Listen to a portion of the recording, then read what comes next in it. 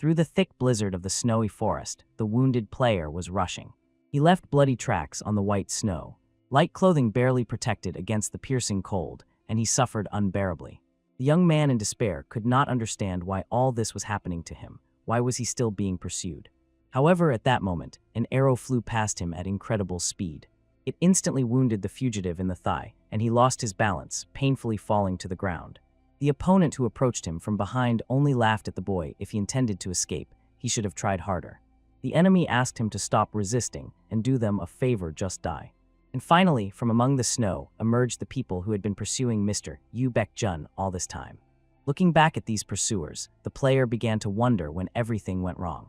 And he realized that on that day, he definitely should not have made that stupid bet. Then he would not have become a character in this game. When the game ended, he was suddenly given an unexpected offer to complete it by the proposed path in exchange for the fulfillment of any wish. It was clear that the boy thought, maybe this stranger would make him rich. No one had ever offered him anything like this before. And the offer came completely unexpectedly, just when he finally managed to complete the game as the character Yu Baek-jun. It was a game where gates connected different worlds, and monsters burst out of portals in herds. The action took place in the modern world, and players controlled hunters who fought those creatures. The game's premiere caused a real sensation, all because of the exciting adventures in a carefully crafted world. Moreover, there were hidden elements and 5 different playable characters, and even though the game was single-player, it became incredibly popular. But this popularity faded quickly. A year after release, the number of users who managed to finish was still 0. The 5 playable characters died easily, and players had to start all over. The game's difficulty was devilish. The average completion rate barely reached 0.1, and because of this, the project rushed into self-destruction. If you reduce the average completion rate to 0.1, it turns out that, except for the first protagonist character, no one managed to finish the game. In fact, only one user managed to complete the game, with the character named Yu Baek-jun, and that was our player. At that moment, another message suddenly appeared on his desktop. He was offered to continue the game in a new mode. At that time, only one person out of 200 possible was in the game. Earlier, the online presence was much larger, and the game was gradually dying. Or maybe his comrades simply decided to move to a new chat without him. Then suddenly, the team leader entered the chat and froze in surprise upon seeing that one player had still been forgotten to be kicked out. Then he unexpectedly proposed to make a bet in exchange for fulfilling any promise, and the guy was immediately intrigued. Could it really make him handsome and rich, and what would happen if he failed? As if in response to his question, the leader explained, even in case of failure, there would be no consequences. Eventually, the young man agreed. But for a moment, he realized that the chat leader could tell other friends that they had made such a bet. But in the end, he did agree. He became a hardcore gamer, and it seems, even grew to love all that attention.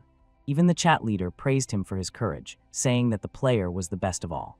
It is not surprising he was the only one who managed to complete the game to the end with the most difficult character. He realized no matter how hard the next task was, he would definitely handle it.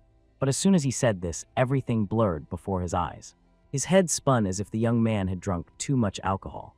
Only at that moment did the text flash on the screen. From now on, everything that happens to him will become his new reality, and he alone is to blame for this, because he chose his own path.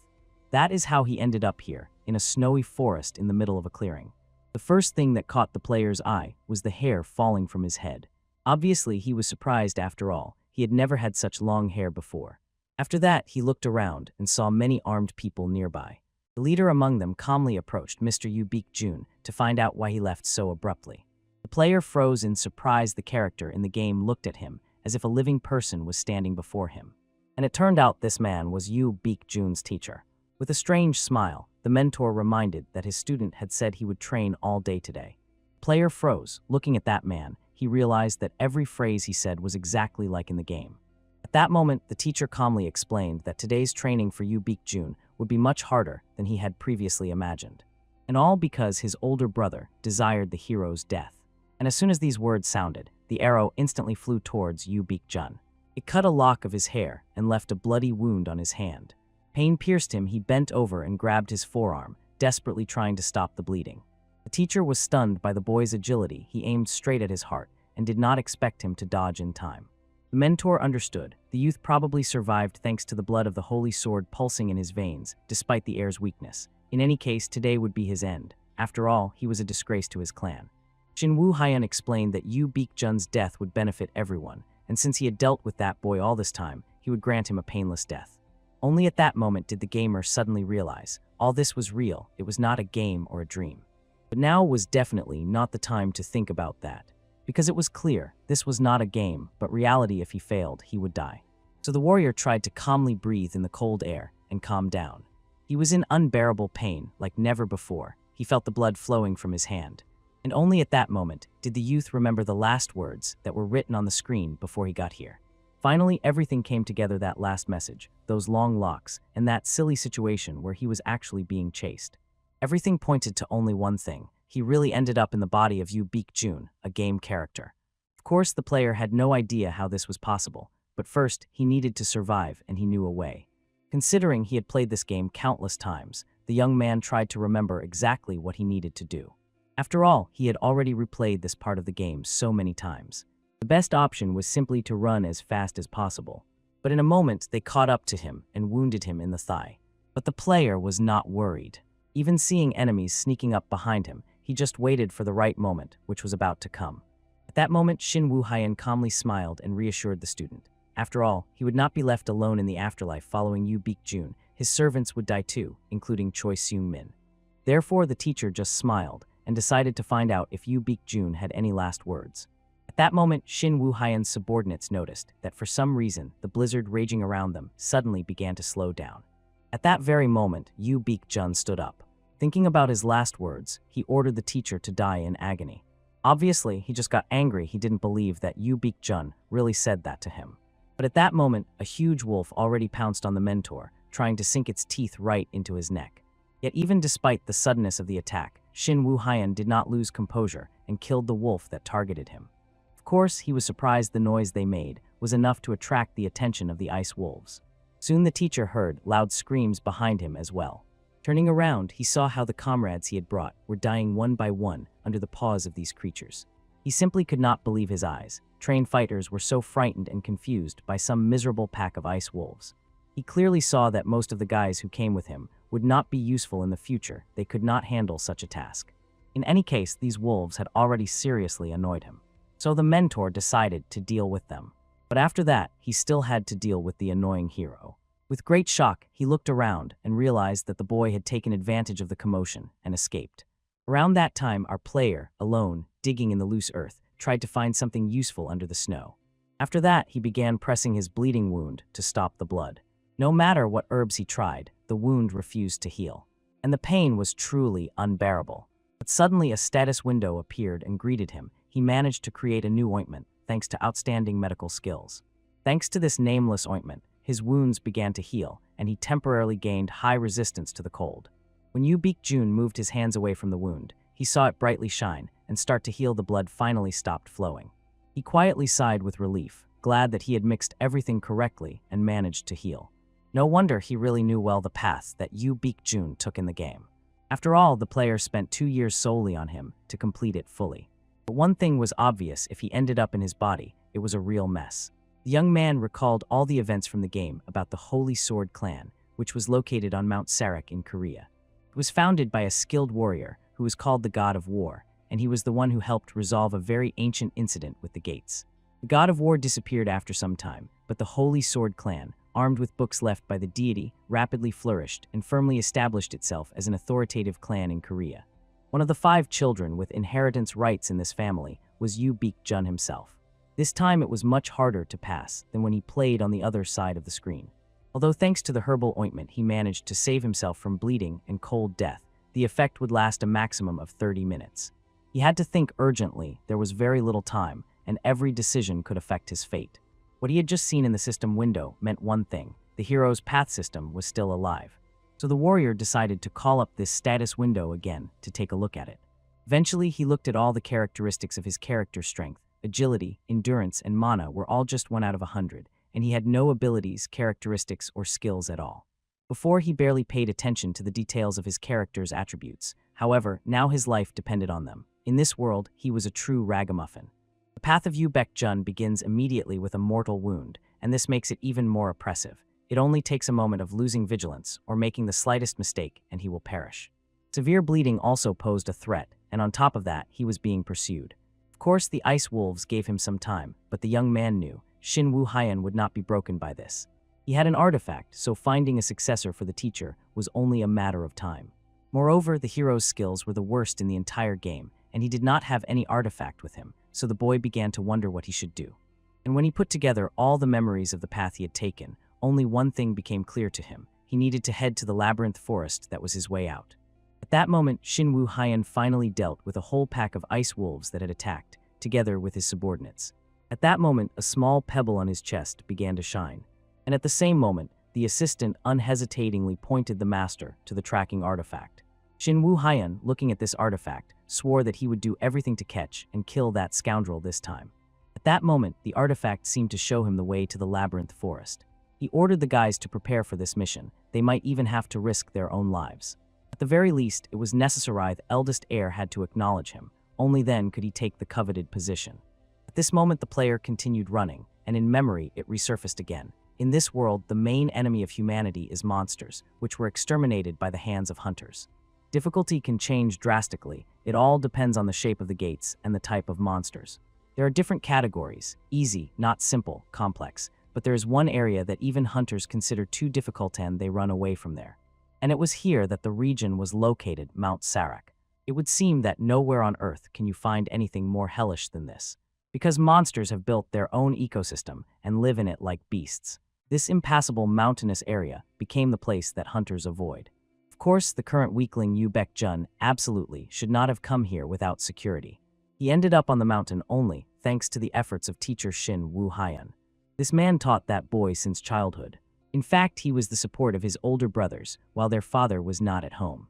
He was ordered to kill Yu Baek-jun for this reason. He led him high up Mount Sarak. Simply put, the player must survive on these snowy slopes and return home. Usually this is how the path of Yu Baek-jun is overcome at the beginning, but the player took a different path and finally found what he was looking for. That is why he constantly wandered here. This was the place of return to the clan's home. It was a hidden place on the mountain that no one knew about. The plaque was carved with a warning: those who do not have the courage to sacrifice their lives, those who do not have icy cold-bloodedness, must leave this place. As soon as the player reached this plaque, he appeared there along with his subordinates and Shin Woo Hyan. The assistants were clearly worried. They really would have to enter the forest labyrinth. Many people went there and died. They could suffer the same fate. Shin Woo Hyan understood why the subordinates did not like this idea, but he needed proof of Yu Baek-jun's death. Moreover, the artifact of the senior heir could help with it. They definitely would not get lost. Although he spoke so confidently, something inside the man still did not give him peace. Since when did Yu Baek-jun become so brave that he decided to come here? It felt as if he was a completely different person. And it was then that Shin Woo Hyan finally saw the tracks in the snow. Since they had not been buried yet, it became clear Yu Baek-jun had passed here very recently and could not go far due to his injury, so they had to rush in pursuit. First of all, Shin Woo Hyan gave a sign to his subordinates, gathered to discuss the plan. Soon everyone was already rushing after him, searching for new traces of the attack. One of the subordinates noticed that they were walking in circles around one place and began to doubt had they really chosen the right path. But the teacher calmly reminded them where they were and asked the girl to stop acting foolishly. Only at that moment did she notice a human head lying in the snow. Seeing her fright, the man quietly reminded them that they were in the forest of labyrinths, and no one could say whether they were on the right path or just circling. Even the man whose face they had just seen had wandered here hundreds of thousands of times before his death. Such was the nature of this labyrinth. If the subordinates wanted to spend eternity here, they should not lower their vigilance. At that moment, the player continued on his way, and it seemed that he was about to die. But the boy finally truly realized how amazing the healing herbs were. And more importantly, he was pursued by some strange, instinctive feeling that here he could die. And obviously, he too was boiling with indignation because of that chat leader. He should have warned him in advance about the risk that awaited if he agreed to the deal. In the end, he was deceived. He took the bait, but above all, it was his own choice. And now it no longer mattered at all. The warrior was literally at the limit of his abilities. He immediately began to look around frantically in search of the very place he was looking for. Sighing with relief, the young man realized that he had not gotten lost in this labyrinth. After all, he found the very end. When he first found himself here in the game, he was filled only with despair. Every time I thought I had found the way out, there were only rocks. He thought he was just wasting time, but the experience from the game helped him right now. Now all he had left was simply to stay focused. And then the very moment came the time of the arrival of uninvited guests. And indeed, looking back, the player saw behind him a group of pursuers who had already caught up with him. Shin Woo-hyun seemed very surprised that Yu Beek-jun managed to run all the way here. The player was stunned that the teacher even stopped addressing him as his lord, although he had maintained formalities all this time. And the mentor himself warned, even after all this running, the warrior ran to the edge of the cliff, and this literally indicated that his senseless resistance would end here and now. Of course, Yu Beek-jun knew why the man was treating him this way. He guessed that he decided to become Yu T-ran's pet dog. And he was right, the man really decided to support the Elder Lord, because his strength was truly enormous, worthy of the Holy Sword clan. At first, Yu Beek-jun had a premonition, but now he was completely convinced everything was happening just like in the game itself. If so, it was dangerous to waste any more time. If he delayed even a little more, he would simply freeze to death. But at that moment, his body weakened, his legs buckled, and the player fell to his knees. Only then did he realize that it was not frostbite at all. The snow beneath him was all covered in blood. At this rate, he could die from blood loss. Even the teacher laughed. He knew their conversation had taken too much time, and Yu Beek-jun would die before he could land the final blow. But instead of letting him suffer and slowly die, the mentor promised to kill him instantly, which would be his last act of mercy. Of course, Yu Beek-jun sincerely thanked him for that kindness, but at the end, he wanted to say something more to his teacher. Smiling, the warrior calmly pointed out a strange feature of the artifact that had been hanging around Shin Woo-hyun's neck all this time. The thing was, it was single-use, that's all. The man was not destined to escape this labyrinth. After that, without waiting for a response, he immediately jumped off the cliff, rushing down straight to the very bottom. And the enraged teacher threw a blade after him to cut him into the smallest pieces. All he achieved was to wound the hero at the last moment before he slid into the abyss itself. Now no one doubted Yu Beek-jun was definitely dead, and they still wouldn't be able to retrieve his body. So the teacher suggested returning home. The Elder Lord would believe the mission was accomplished. But as soon as he pressed the amulet, he was struck by shock. The amulet stopped glowing and did not work. Only then did Shin Woo-hyun finally realize that perhaps Yu Beek-jun had told him the truth after all. At that moment, monsters began to creep out from the depths of the forest, sensing human blood. Only at that moment did the traitors realize what fate awaited them. Meanwhile, the player falling somewhere into the abyss fell through a portal. He faced another journey through the portal. Some time passed, and he found himself at the very bottom of the cave. The warrior immediately began coughing up blood after receiving severe wounds. And then right before his eyes, a golden, shining book appeared. Obviously, the boy instantly reached for it, hoping it would help him restore his body as quickly as possible. But before he could open it, he fainted on the cold ground of the cave. The system independently confirmed his qualification and also the blood bond with the god of war. It also branded the hero as a person without any talent. After that, his body sharply soared into the air, and through the system, the forced awakening of the dormant blood of the god of war began. Immediately after this, Yu Beek-jun's eyes flared with a bright golden light. Colors shone all over his body, and in a moment the cave was filled with light.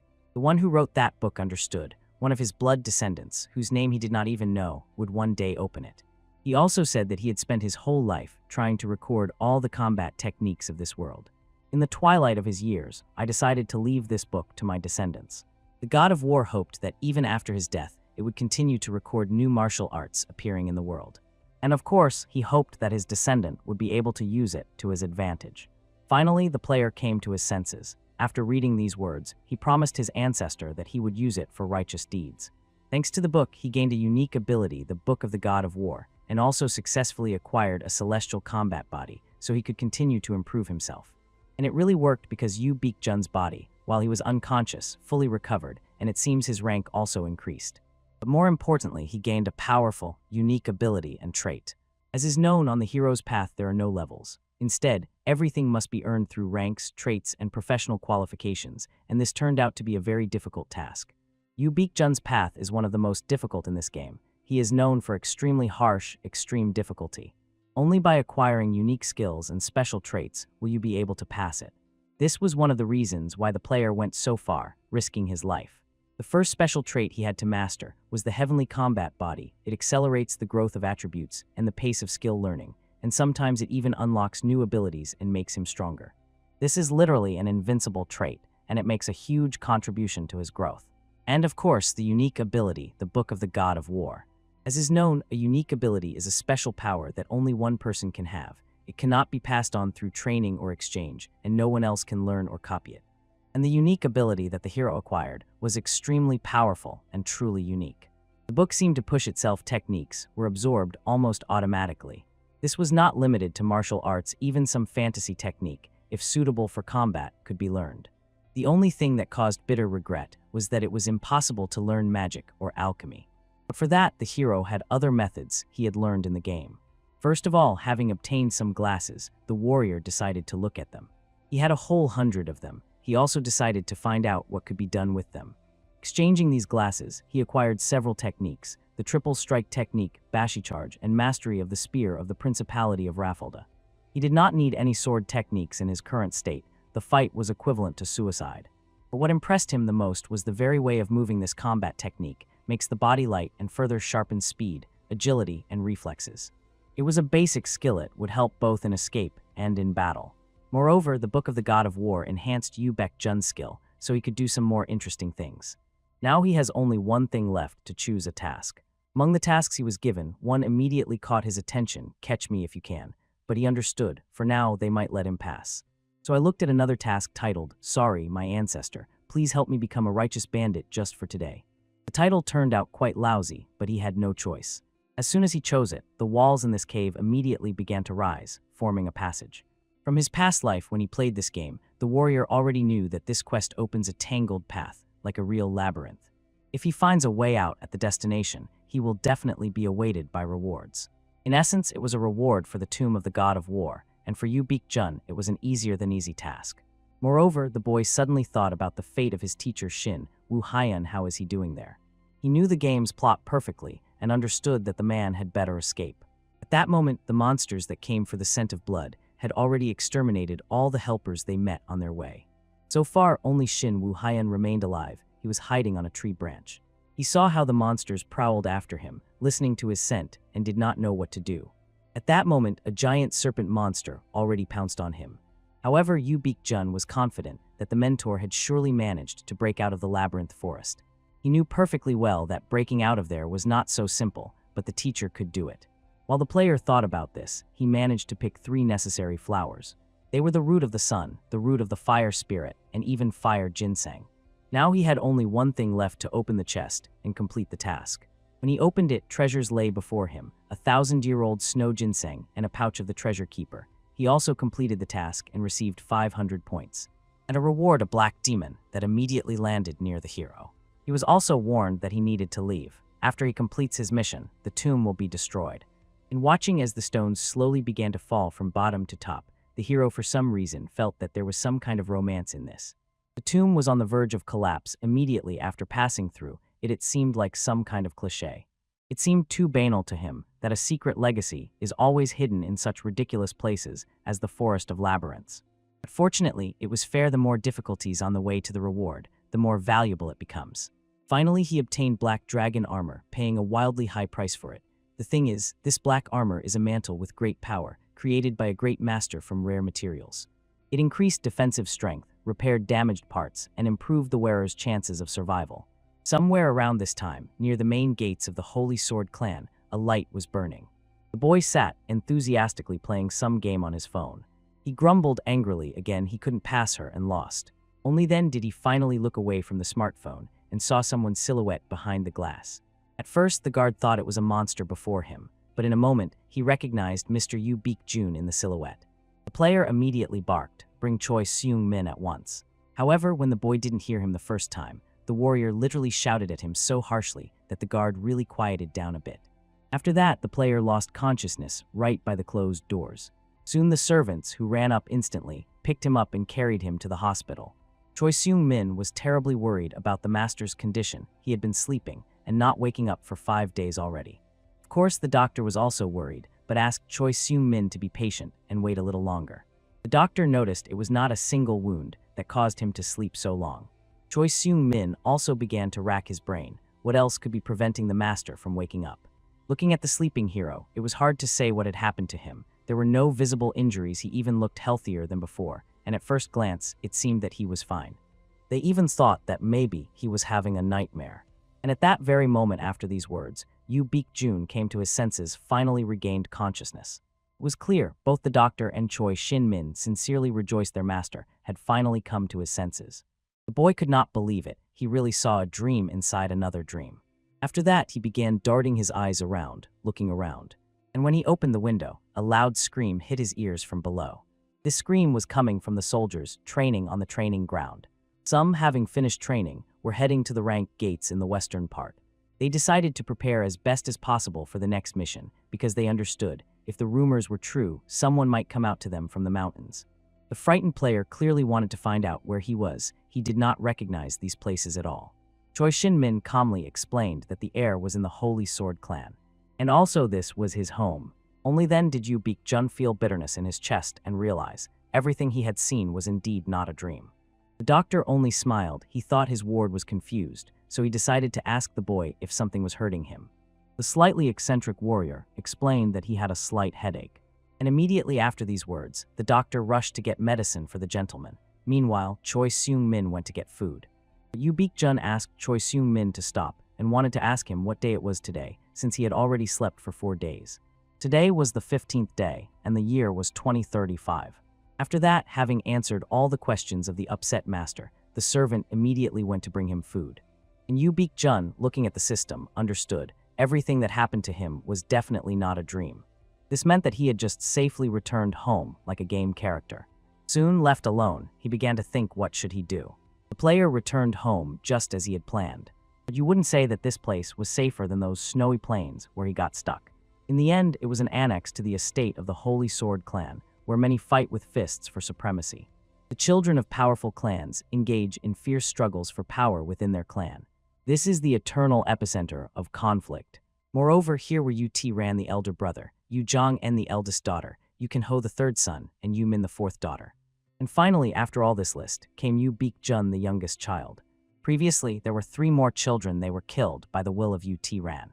Some would call this simply a usual power struggle among brothers and sisters. It is not hard to guess. If the elder brother becomes the heir, then it is very likely that he will be the next patriarch, and all other heirs know this well.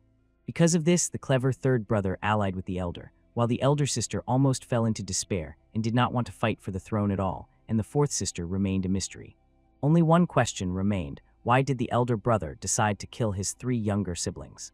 Perhaps the matter was that he was terribly worried and did not want to allow even the slightest danger, so he decided to exterminate all his possible opponents. Thus, becoming the ruler of this chaos, he left no one even a chance. There could not even be talk of other heirs uniting against him. So, in summary, he can safely be called the main villain in Yu Baek-jun's path as the main character. And today is exactly January 15, 2035. It was expected that in the game, in 2 years, Yu Baek-jun's father would give the patriarchal throne of the clan to the older brother. If by that time Yu Baek-jun does nothing about the older brother, he will do everything to kill him. So the hero had exactly 2 years and could no longer delay. As soon as Yu Ti-ran takes the position of clan head, his power will be finally secured. Right now Yu Ti-ran has left to deal with the gates on Mount Sarak. He will return exactly in 2 months. Yu Baek-jun needed to become as strong as possible before the return in this family. The one who is stronger rules. In other words, if the player becomes stronger, the clan will also recognize him. Fortunately, the Holy Sword clan had many great teachers, so the player went to the doctor's room to find one of them. At that very moment, a man was rubbing medicine for the hero's headache there. The warrior awkwardly apologized for entering without his permission. He had gone up to the 2nd floor because he couldn't find him downstairs. After that, he smiled and asked to observe what he was doing. After all, to gain strength in the future, he needed to become a doctor's apprentice. The man was quite surprised by such an unexpected desire of the young master. And so Yu Baek-jun instantly excused himself. He said he was simply curious about how he was feeling now. But it became clear. He encountered a completely puzzled expression on Dr. Chu Jun-won's face. This man is a doctor who served in the clan during the previous leader's reign. He not only loves his work, he is incredibly talented. In the struggle for power in the clan, he stays aside. He is only concerned with gathering herbs and preparing medicines, and he still has no apprentices. He could find an apprentice if he wanted, but there was a reason. Once, when he was younger, he admitted that although he mastered the skill of healing, he still did not want to pass it on to the clan's people. But the trouble was that no one in the clan wanted to learn healing. Why learn medicine when you can just buy medicine or hire a doctor? In the end, Chu Jun-won never found an apprentice, yet the player felt that this man would be very useful to him. After all, he had an elixir in his hands, capable of making him many times stronger. But to obtain it, he needed the skill of a pharmacist, the ability to make medicines. Chu Junwon at that moment explained that creating a new drug usually takes much less time, and apologized for letting the hero down with age. It was hard for him to be so agile and nimble. After that, he decided to ask the boy what exactly interested him. Maybe he could help and tell a lot about herbalism. Even despite his age, he had worked with various herbs all his life, and it turned out that this topic greatly fascinated Yu Baek-jun. Obviously, Chu Junwon could not help but be surprised by his sincere interest. Then Yu Baek-jun explained that he had studied herbalism on his own, reading books and mastering educational materials. By the medicine, he immediately recognized the combination of copper herb and sleepy flower. By the smell, it immediately became clear. The drug created by the man relieved headaches and restored mental peace. Of course, the man was stunned. The heir could not only determine the composition by smell. The player felt that he had finally attracted the old man's attention after all. To become his apprentice, he had to show his knowledge of medicines. So he continued, showing that books could not give him all the knowledge, so he himself gathered and used herbs. He memorized their smell when he tried the herbs several times in a row. But he caught another strange smell, probably slightly poisonous herbs. And the boy turned out to be right. The herbalist did not add them just like that. Although they are poisonous, if they are burned and then the poison is removed, they turn into herbs that help restore mana. Then the man realized the young master's talent was not at all in martial arts. His true gift was in saving human lives. If only he were not the heir of the Holy Sword clan, Chu Junwon could have taken him as an apprentice. And at that very moment, Yu Baek-jun decided to ask the doctor whether he knew under what circumstances he ended up in such a state. According to Choi Shin-min's story, Yu Baek-jun went for a walk and was attacked by monsters. Only then did the boy realize that the doctor did not know about the assassination attempt on his life by Shin Woo-hyun. So Yu Baek-jun calmly explained that after that adventure, he felt the importance of medicine. More than ever, they are incredibly useful in dangerous situations. He was sorry that he had not had the chance to study them properly before, and he wanted to study even harder. And then Chu Junwon offered the boy to become his apprentice. Of course, Yu Baek-jun was surprised the pharmacist made the offer so quickly that he did not have time to recover, and he was even more impressed that the man agreed despite his busy schedule. However, the old man sincerely admitted, if he had to teach the young master himself, he was even ready to postpone all his affairs. Of course, he could not teach the boy everything from the very beginning, so he wanted to find out how much he already knew. For Yu Baek-jun, receiving recognition from the pharmacist Chu Junwon was an incredible honor.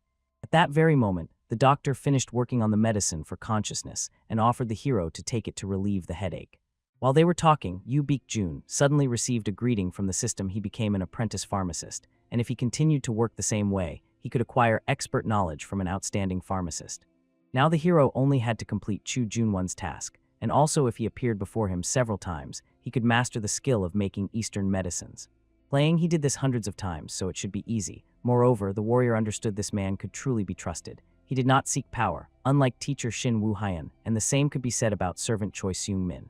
Once Choi Seung-min healed his family by asking Yu Baek-jun for help, so he considered himself indebted to his lord. But due to a complete lack of talent in martial arts, in recent years he had been performing the duties of a servant. The player was quite sure that these people would not betray him, and for now, that was enough. He decided to find out what to do next, and suddenly, the system window lit up. The system noticed that the player was too thin, so as a reward for 50 points, it offered Yu Baek-jun to run for at least 5 hours without stopping. It was obvious that Choi Seung-min was utterly shocked when his lord came and said he wanted to train. He could not believe it. However, the player reassured Choi Seung-min, "Don't worry, you can stay in the house while I finish training." It was obvious the boy could not comprehend what had suddenly made that guy start training. But suddenly, the words of the clan leader sounded in his head. He could not believe that Yu Baek-jun was his son, and even ordered the boy to disappear from his sight. After all, in this Holy Sword clan, there was a real kingdom of beasts. Only the strongest survived. No one truly had any leniency from this rule, even if you were a blood member of the family. However, Yu Baek-jun was always a very good child. He was not a genius in martial arts, and by nature was too submissive, so from childhood everyone looked down on him. Even ordinary people mocked him every time he came to training, saying that this place was not suitable for him. The reaction of these people openly showed Yu Baek-jun's current position in society. He was not taken seriously. Even beginner students understood why the clan patriarch disowned the hero. If he had been born in another family, he might have enjoyed his books, but now he could do nothing because that was the way of the Holy Sword clan.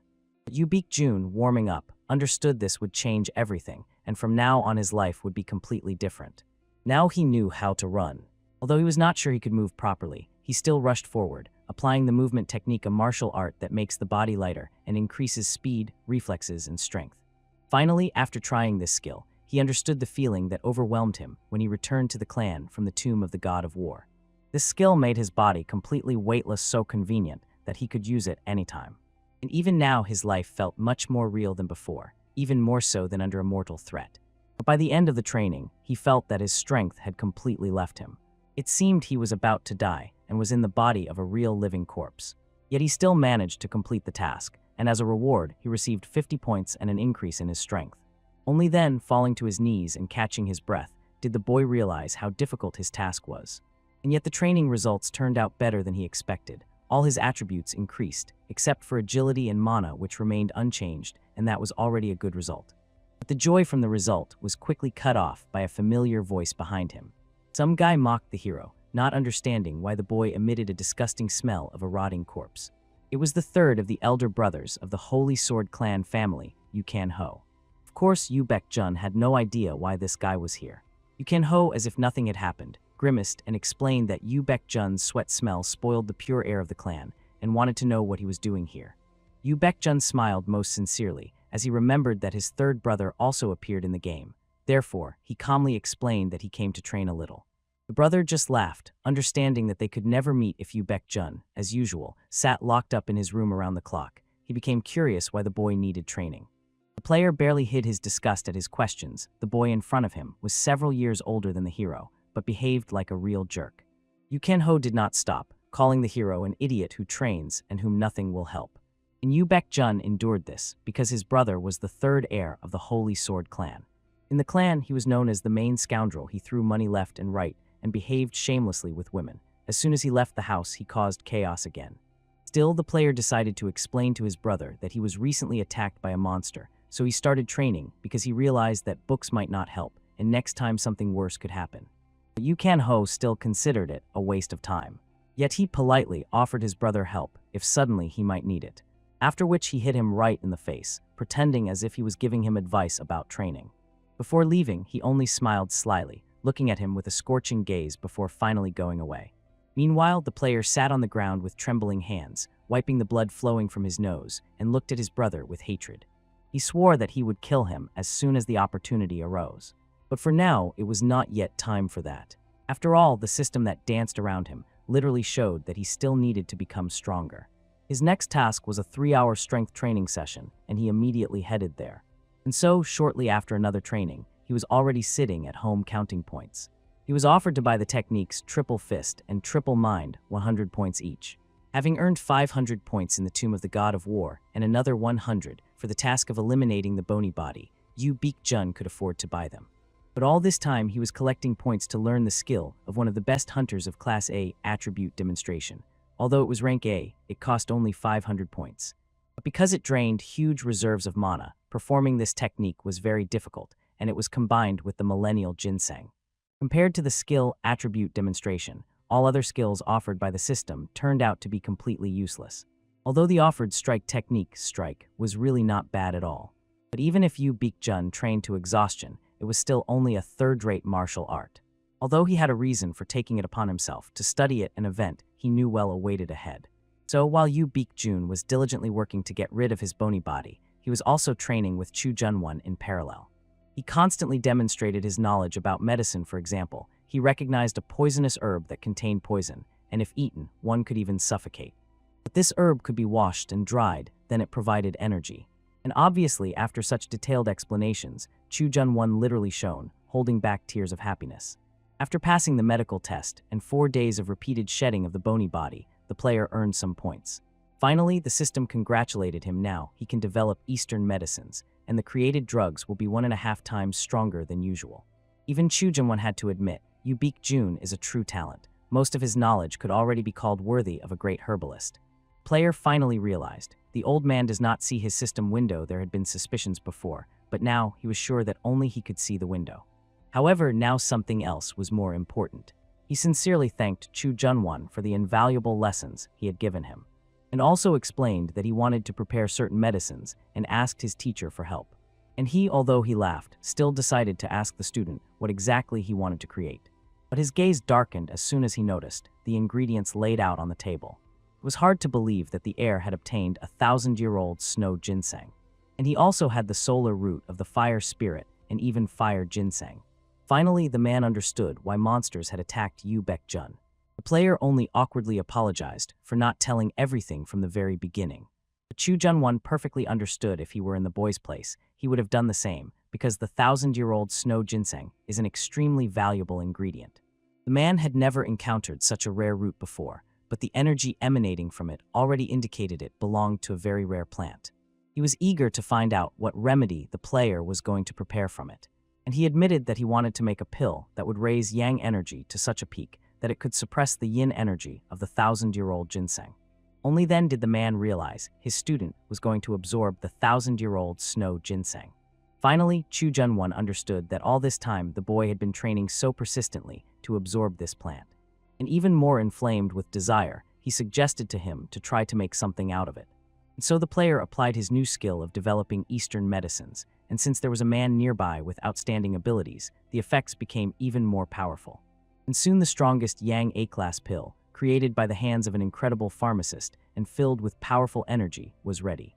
Soon the player was already staring at two completely different ingredients, snow ginseng and a pill, which emitted completely opposite energies.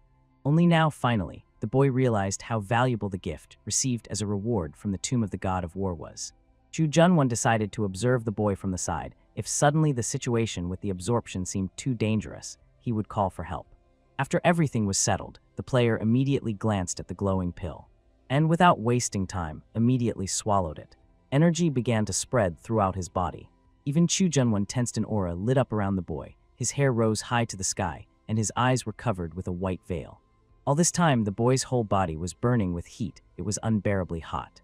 But he had to hold on because the yang energy had not yet spread throughout his entire body. As soon as the energy begins to pulse in every cell, he will be able to proceed to the next stage. And finally, he felt the fire evenly engulf his entire body. So he immediately grabbed the icy ginseng and began devouring it. Immediately, the yin energy began to freeze every meridian in his body. He tried to calm down in order to properly direct the energy.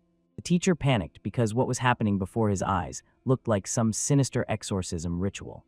Of course, he understood that he needed to call for help immediately. He was afraid the young master would not manage. However, soon he noticed that the boy assumed a pose for a cultivation technique, but this technique did not resemble at all the one practiced in the Holy Sword clan. As it turned out, Yu Baekjun used the triple mind technique, crude and pitiful, but it could help learn to use mana.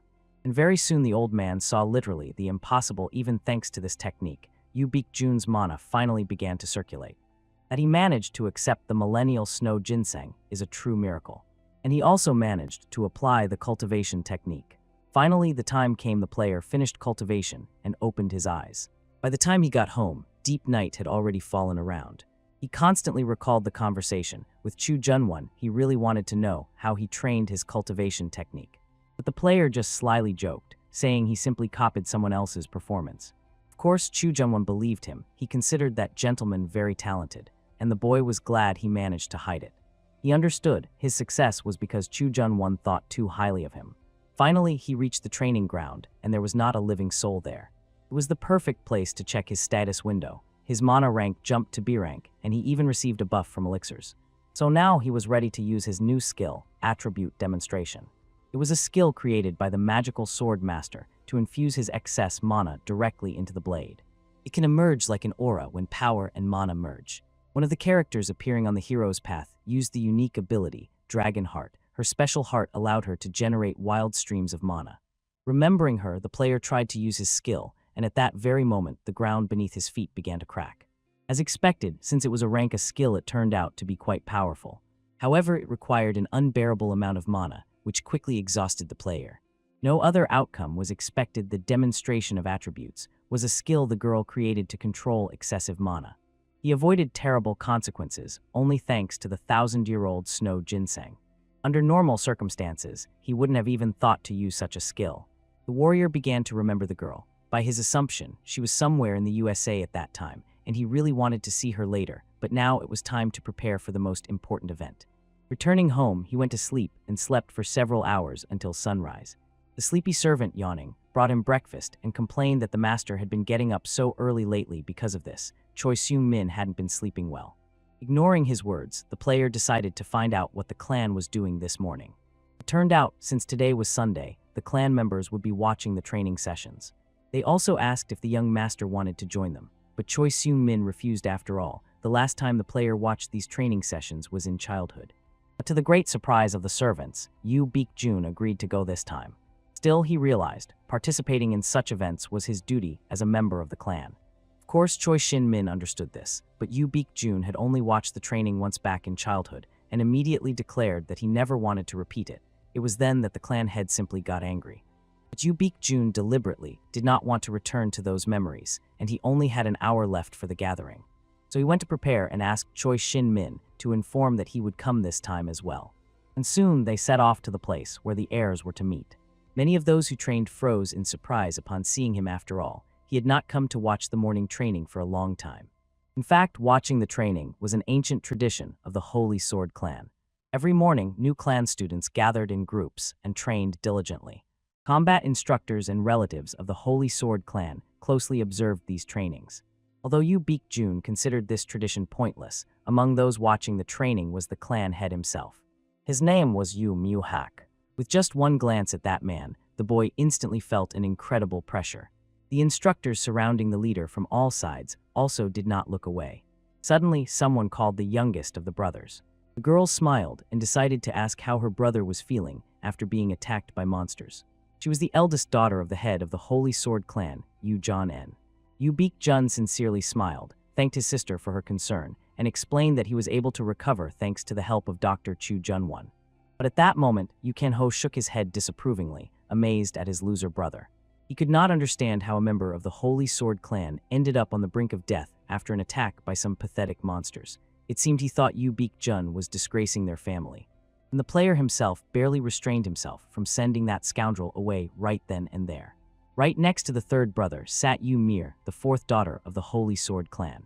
The third brother would not stop. He heard that Yoo Beek-jun had often started going to the healing room and seemed interested in medicine, and since he had no talent for the art of the sword, he considered it the best occupation for a boy who understood nothing except books.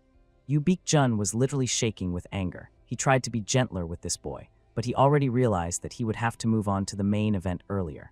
At that very moment, without any shame, the third brother called Yoo Beek-jun a miserable scoundrel and ordered that after training the boy should follow him so the elder brother could teach him the true art of the sword. But at that very moment, Yoo Beek-jun sincerely asked the elder brother to at least shut his mouth for a little while. Everyone froze. They couldn't believe that Yoo Beek-jun really dared to say something like that. The third brother was stunned. He couldn't believe that the younger one really dared to talk back. And Yoo Beek-jun calmly said that his stinky breath could be smelled even from afar, and asked him to brush his teeth more often, considering how often there were cigarettes and alcohol with coffee in his mouth. The third brother didn't even know how to respond to that. He just froze. And Yoo Beek-jun, deciding to smile, explained that it was just friendly advice about dental care. He probably had time because he was always chasing after girls.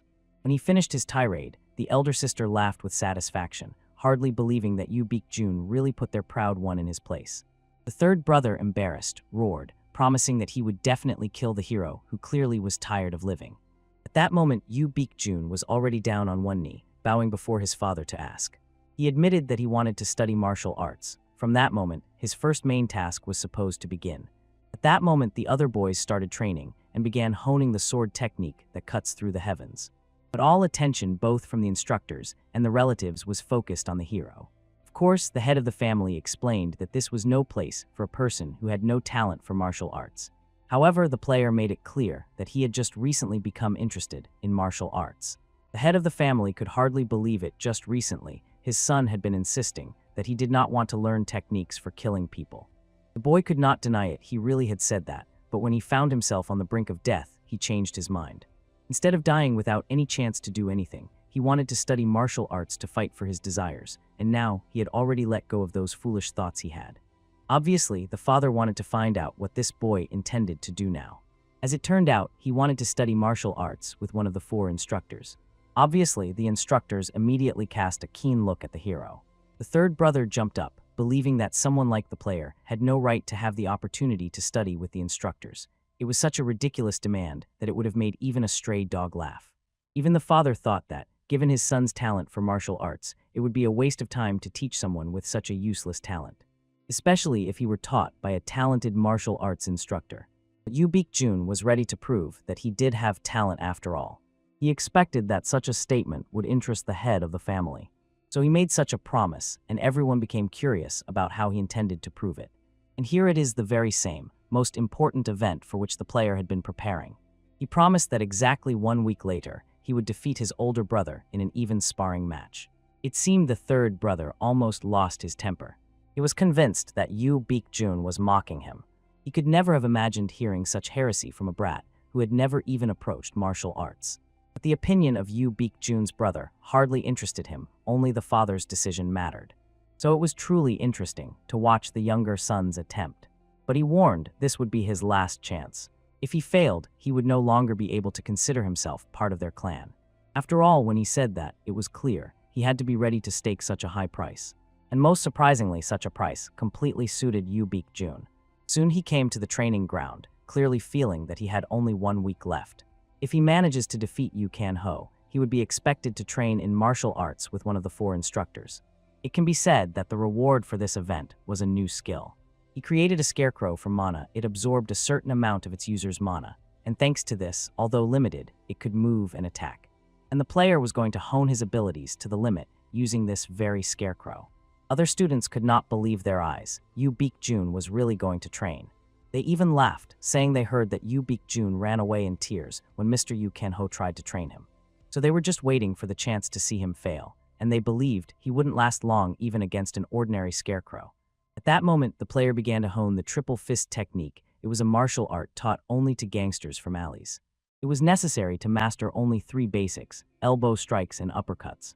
And of course, he enhanced the strikes with his fist or weapon using Qigong technique. In the end, to everyone's surprise, he completely broke the scarecrow with just a couple of strikes. One of the female instructors was closely observing this training. 3 days had already passed since the hero began training. The woman saw that there was nothing special in what the heir was doing now. The boy was simply running, using Qigong technique and practicing the 3-fist technique.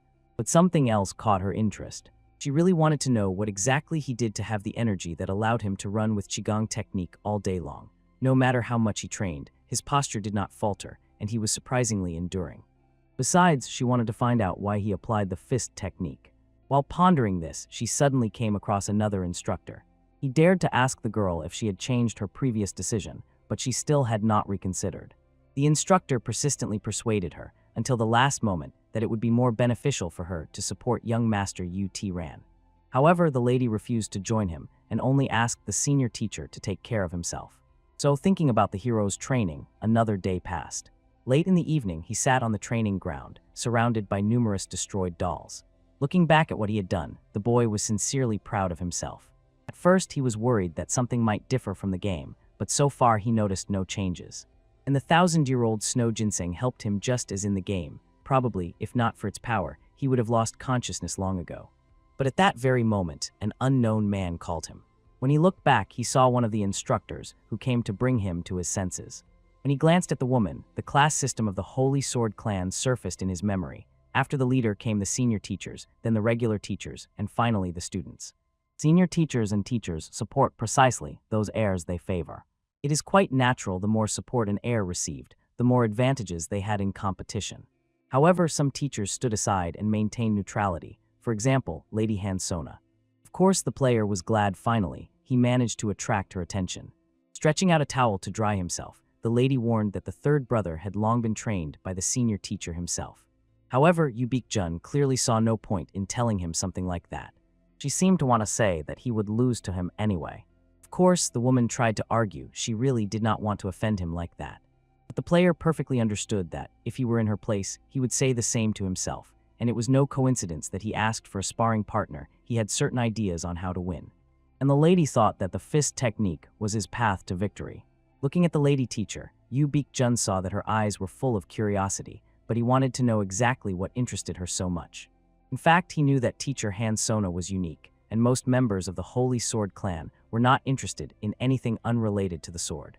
But she was different from the others. She was interested in completely different aspects of the fight, and she was ready to do anything to become stronger, even resorting to magic. She was simply cautious because of her position as a teacher, so he understood she was definitely surprised that the heir used fist-fighting techniques. The girl reminded once again, in the Holy Sword clan, one must study only the art of the sword. But Yu Baekjun did not remember this being any kind of unwritten rule. Once the god of war used swords, fist techniques, spears, and even bows and arrows employed all methods of combat, so the player could not understand why the clan limited itself to only the sword. Hansona tried to somehow justify it. However, Yu Baekjun asked Hansona to listen to him. He admitted that he does not intend to follow this stupid rule. He will study everything that will help him become stronger. And he clearly encountered a very interested look from the lady. And Yu Baekjun himself felt the whole trouble of the clan was that the god of war left them only sword techniques and no one knows why.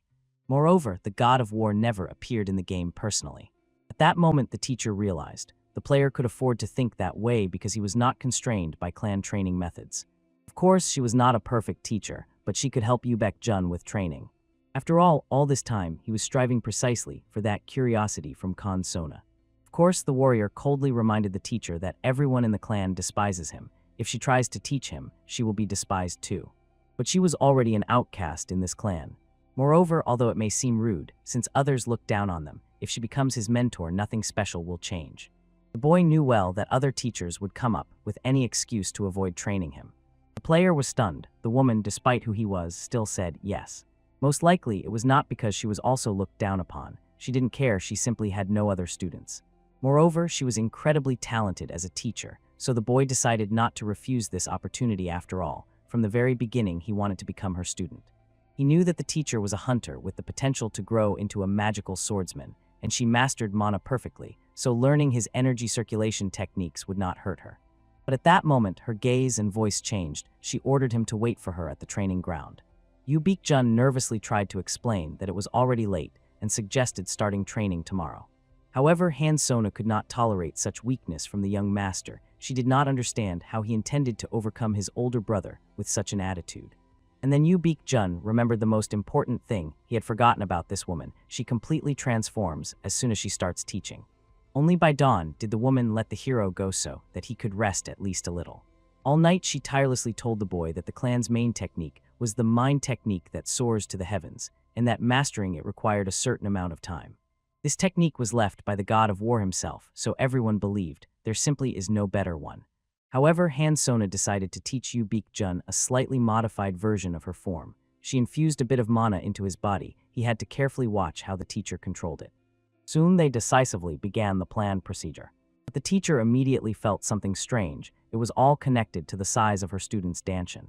No wonder he could maintain the Qigong technique for a long time. His danshin was far too capacious for someone just beginning to master mind development techniques. During the mana manipulations, she felt the person's life energy and how balanced his physical body was. When he touched the hero's body, it seemed that his body was a gift from the heavens themselves. At that moment, Yu Baekjun distracted the teacher. He understood what she was doing and decided to do it himself. And obviously, the girl immediately rushed to help him. As is known, to fully master this cultivation technique requires countless hours of training and combat experience, especially considering that the young master had stayed away from martial arts all his life. Hansona was well aware. Innate traits like the size of the danshin or the potential hidden in the body completely distinguish him from all other novices. She decided not to rush to judge him and simply watch the results. While the lady was training with the hero, memories repeatedly surfaced of how the senior instructors and teachers mocked her every time because she decided to serve a certain heir. She felt that these people cared much more about strengthening power than deeply learning martial arts. But what she saw in the younger heir was completely different from the others. She felt that this descendant was truly a perfect student. He precisely reproduced what he had seen only once. He literally had an unfathomable talent. As if the best talent among all his brothers and sisters was hidden within him. And now she understood, since the young master decided to go against the clan's millennia-old rules, maybe he would succeed. At first, she did not intend to support any particular heir at all. Yet she decided to observe how Yu Baekjun would walk his long and thorny path. Meanwhile, the player, having entered his room, carefully examined his system window. He was glad to have acquired a new skill. It was quite easy, and it seemed he would never get enough of free skills. His plan was to hone the mastery of the fist instead of the sword, and also to get the woman interested in him. And of course, she had to understand that he had an incredible talent. As soon as he fulfilled all the conditions, the woman was supposed to teach him 2 skills. One of them, the technique of the mind soaring to the heavens, a creation of the god of war. It accumulated mana and activated the body, and the quality of the collected mana improved after Han Sano's modifications. It seemed that Yu Baek-jun handled everything extremely simply, but even fulfilling the task conditions and interesting Han Sano was quite a tricky matter. Even if he had fulfilled the conditions, the woman from the past would have just left if he had no talent. Yet in this incarnation, he possessed an extraterrestrial talent. She simply could not pass by such a genius. At that moment, the hero had only one day left until the scheduled sparring. Everyone watched the hero's training with admiration, marveling at how he never got tired. It seemed that he trained as if he was about to collapse from exhaustion even before the sparring began. And Sona trained together with him, instructing the young master on how best to apply the Qigong technique. And so they ran across the field, training the hero's endurance. The novices saw that the master really tried very hard, and many were stunned by the teacher's behavior. They had no idea she was so strict and demanding. Only when the sun began to hide behind the horizon did their exhausting training finally end. That day Han Sona decided to spare the hero, not to torment him so much, because by the next day he needed to be in the best physical and moral condition. And Yu Baek-jun was very grateful to Han Sona for the help during these days. He learned so much from her. Even Han Sun barely contained her surprise. The heir went through all her training without a single complaint, and all this thanks to her inspiration. The player himself probably would have given up long ago under the pressure of inhuman loads. He asked the woman to stay nearby and continue training him. He still had a lot to work on, especially on the technique of the mind and Qigong technique, which the woman had recently taught him. Of course, although she agreed, she could not believe that Yu Baek-jun really still needed to work on something. The thing is, as with the technique of the mind that called the heavens, he can grasp any technique and reproduce it on the first try. Still, she could not hide her surprise. Yu Baek-jun continued to insist that someone like him had no talent. At that moment, a loud explosion thundered on the training ground, and everyone passing by instantly turned around. Yu Kan-ho, the elder brother, burst through the gates. Even before meeting, the player immediately understood why the third brother had come here. That is why, as soon as he got up, he immediately asked his teacher not to intervene. After that, he stepped back a little so that his angry brother would not touch Han Sona. And of course, he allowed him to deliver the first blow. It hit him right on the cheek. Yu Kan-ho grabbed his brother by the collar and began shaking him fiercely, thinking he was trying to mock or ridicule him. And of course, Yu Baek-jun pretended not to understand what had happened at all. It turned out that Yu Kan-ho expected. The younger brother would go to the father and refuse to spar. The whole point was that everyone knew Yu Baek-jun would never defeat his older brother. Moreover, even for Yu Kan-ho himself, it was incredibly humiliating to fight with such a brat. However, the player, gripping his brother's hand more firmly, asked him to stop being so nervous. He even thought that maybe Yu Kan-ho is shouting and worrying because he really does not want to lose. Be that as it may, the warrior reminded that their father had already approved this fight. And so this is what neither of them can give up. And then, consumed by rage, Yu Kan-ho realized that he should not have come here. He promised that he and Yu Baek-jun would meet and talk tomorrow. But he coldly reminded that in their clan, there is no rule forbidding taking the opponent's life during sparring. And obviously, he asked Yu Baek-jun to prepare as best as possible in order to survive tomorrow at all. While the third brother was walking away, friends immediately gathered around him and admired how cool the gentleman was. After that, they started joking and guessing how many seconds he would last in a fight against the young master Yu Baek-jun. Thus, this tense day came to an end, and finally the long-awaited day of sparring arrived. Soon, the elder and the fourth heiresses arrived at the testing site. When they looked back at the arena, they immediately realized Yu Kan-ho had already come, but Yu Baek-jun was still nowhere to be seen. After that, the elder sister cast a glance at the senior instructors. Everyone knew they supported the eldest brother himself. But there was one man at whom the elder sister fixed her keen gaze. It was a female instructor who needed to be brought to her side. At that very moment, Yu Baek-jun stepped onto the arena. Everyone was simply stunned to see instructor Han Sanu beside him. Even the elder sister stood in confusion. She did not understand what the woman was doing next to him. At that moment, the player noticed that an airborne magical barrier for protection had risen above the field. He was grateful to her, but it was a pity that this fence still let the cold through, although it held back the snow. At that moment, turning back to the teacher, Yu Baek-jun saw that she was very worried. Of course, she did not believe that after all the training Yu Baek-jun would lose. She had seen his efforts and incredible progress. But the third young master seemed too cruel, and that did not give her peace. She was even afraid that if Yu Baek-jun won, he would come out of this duel crippled. And Yu Baek-jun was truly very surprised by her anxiety and reaction. Now Han Sona was behaving as if she were his official teacher. At that moment, the arena roared, and the clan head also appeared. So Yu Jun realized that it was better for them to interrupt the conversation until better times because he needed to prepare. And then he decided to tell his teacher something interesting. His older brother had loved going to all sorts of places. Since childhood, everyone had known this for a long time. Once he met a monster that horribly maimed his right hand. They said he was barely cured, and now it was his main weakness.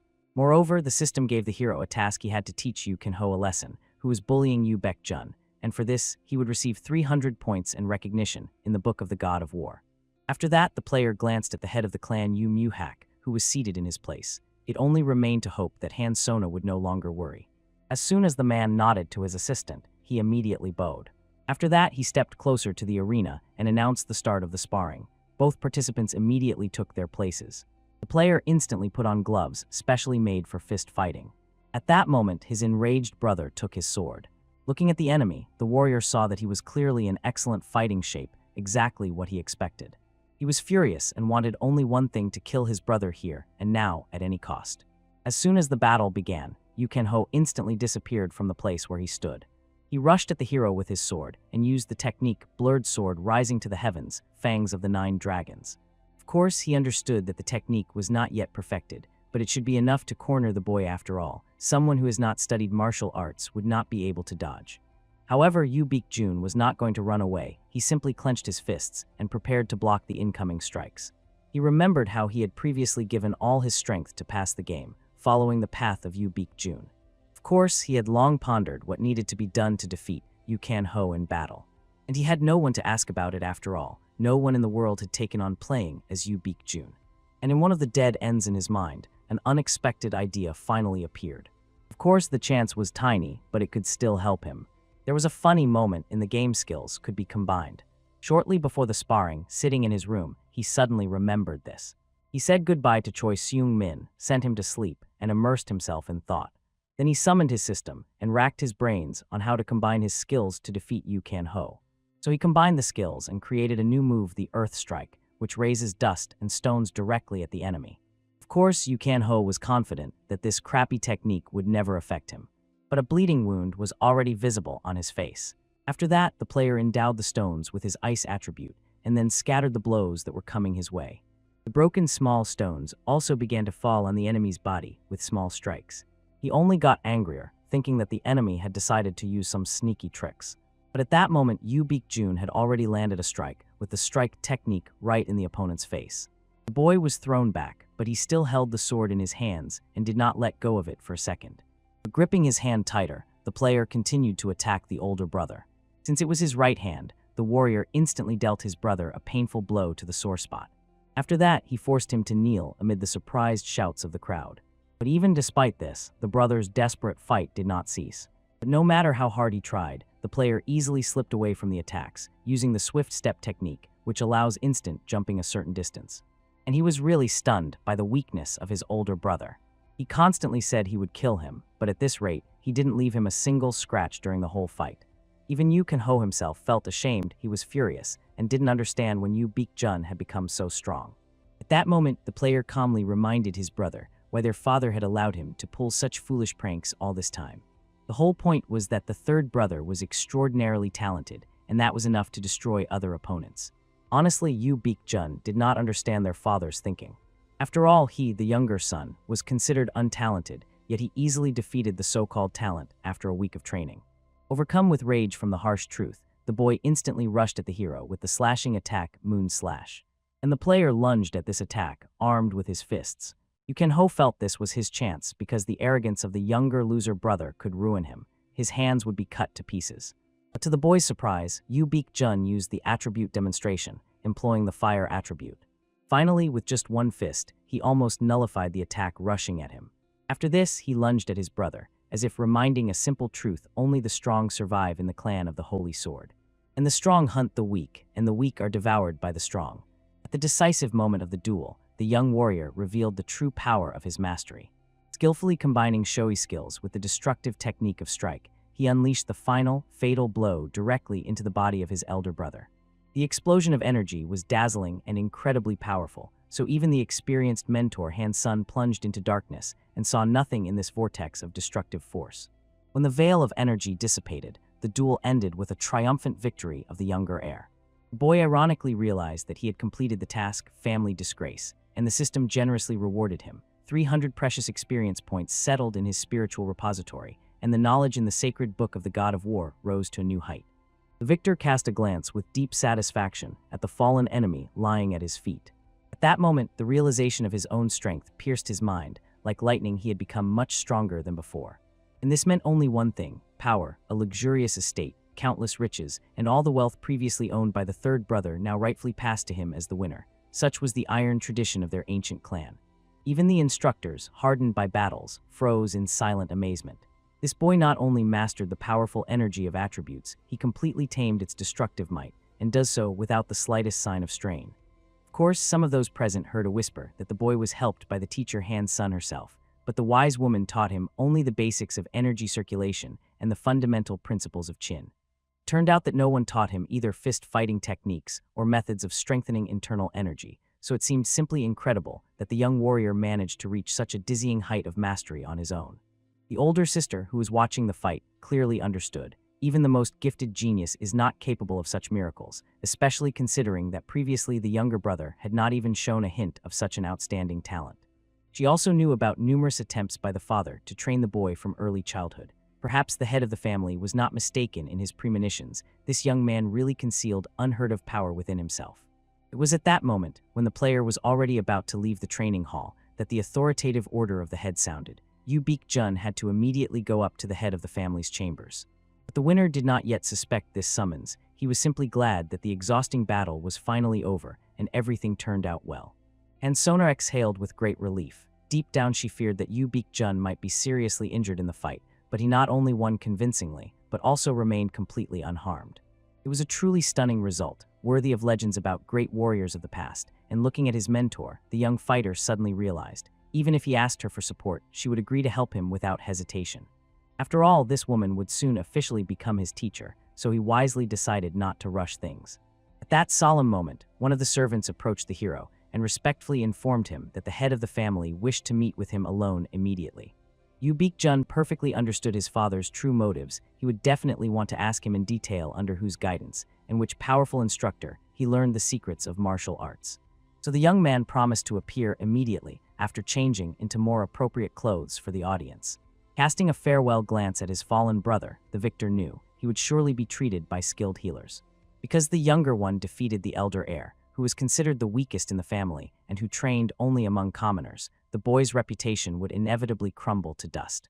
This meant that Yu Baek-jun would be able to take even more power and privileges from him, so he resolutely decided not only to gain the father's authority and trust, but also to completely destroy his elder brother's influence in the near future. Soon the player solemnly entered the luxurious chambers of the head of the family Yu Muhak, where he majestically sat surrounded by 4 powerful clan instructors. As soon as the young man crossed the threshold, he immediately respectfully knelt before his father, showing the deepest respect to the head of their ancient lineage. The head of the family thoughtfully recalled how just recently this boy passionately said he wanted to study martial arts. He once again reminded those present that the senior teachers initially considered the heir of their clan completely devoid of any learning abilities. Now the father wanted to find out from his son whether there was truly a hidden gift of a warrior within him. The young man was stunned. Even after today's triumphant match, he still had to prove that he was worth something. When Yu Muhak was finally convinced that his younger son harbored not only incredible talent, but also the true spirit of an invincible warrior, he spoke an important warning. 4 instructors cannot simultaneously teach one student. If the senior mentor refuses to train the heir, he must silently accept this verdict. For according to the sacred laws of the clan, all pillars must remain under the constant control of the blood relatives of the head. The player instantly understood the true intentions of the leader. He would force him to choose only one of the 4 pillars as the sole mentor. The young man clearly realized the harsh reality. 3 of the powerful instructors were already on the side of the first heir. Even if he humbly asked them for protection, they would either mercilessly refuse him or start teaching him completely useless techniques, consciously sabotaging his development. To trigger the key event, he had only one move left, so the young strategist chose the only neutral instructor, the senior mentor Yahello. It seemed that even the wisest woman was genuinely surprised by his unexpected choice. As everyone in the clan knew, Yaen was the most experienced and agile of the 4 senior combat instructors, had faithfully served Yu Mu Hak for decades, and had devoted her entire life to perfecting the clan's fencing art. This outstanding master delved deeply into the study of numerous martial arts schools, and instead of participating in the endless struggle of heirs for power, invested all her strength and knowledge into improving the clan's sacred sword art and nurturing new generations of talented warriors. Among her numerous students, some reached the pinnacle of mastery and became combat instructors. For example, her famous student turned out to be Han Sona herself. Judging her influence by the most important criteria, having nurtured outstanding talents, fundamentally changed the art of fencing, and ensured the clan's prosperity, then she was rightfully considered the most respected and influential instructor in the entire family. That is why the young strategist, without hesitation for a moment, chose her as his mentor. The clan leader instantly cast a piercing glance toward Yaen, eagerly wanting to know what fateful choice she would make in this delicate situation. Other instructors deep down knew she would never take the hero as her student. Although mastering the aura in such a short time was truly commendable and inspiring, the Iron Woman never took heirs as disciples. Even to the young master Yu Ran, she taught only the basics of fencing and no more. Of course, Yu Jun could not know these subtleties. He had lived his whole life as a recluse in his chambers. But the wise woman, before announcing her final verdict, wanted to be convinced herself of everything. Therefore, she majestically approached the young master and asked for permission to thoroughly test his abilities. The player clearly saw the real reason for her actions. The mentor wanted to check if he really had talent for martial arts. The result exceeded all the boldest expectations. The boy assumed that the woman would be impressed by his potential, but reality turned out to be even more stunning. Yaen felt the same overwhelming revelation as her talented student Han Song had earlier. Yu Jun's body was absolutely perfect for mastering martial arts. Other instructors, filled with greedy curiosity, wanted to understand exactly what their colleague meant. Of course, the wise woman did not make them wait long for explanations. She solemnly announced that after a thorough examination she could say with full confidence the body of the younger heir was simply perfect for studying martial arts, a rare gift that occurs once in 1,000 years. The head of the family, wasting no time, decided to find out Yaen's final verdict, whether he would take the 5th heir as a student. The strict mentor for a moment plunged into memories of how, until now, various heirs had humbly begged her for mentorship, and she had always refused all their requests. Not wishing to interfere in the poisonous quarrels over the right of inheritance, she always kept away from political intrigues, but now the wise woman would have to decisively go against her long-standing principles and accept Yu Jun as a personal disciple. The head of the family, of course, kindly agreed that the esteemed mentor should act according to her own will and wisdom. When the instructor was finally chosen, all those present, except for Yaen herself, could calmly disperse. However, Yu Jun fervently wished to express one more extremely important request before his powerful father. He also wanted to obtain permission to freely manage the clan's treasury without any restrictions. The thing was, all the elder heirs could freely spend the family money on their needs and whims. Yu Jun, like some inferior adopted son, had only been able to take as much as was enough to simply survive all his life. In other words, if the head of the clan kindly allowed him to freely manage the family funds, it would mean that he was officially recognized as a full member of the ancient lineage. Of course, Yu Jun had previously been quite satisfied with a modest life and did not spend much money.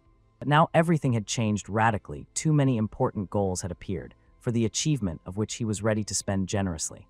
To the great surprise of all present, the head of the family finally was generous and handed over to the younger son all the money that previously belonged to Yu Ho. He also sternly ordered the loyal servants of the 3rd son to categorically not allow him to use these resources until he learned his bitter life lesson. It was obvious how the frightened servants desperately tried to explain to the head that such a punishment was too cruel and severe.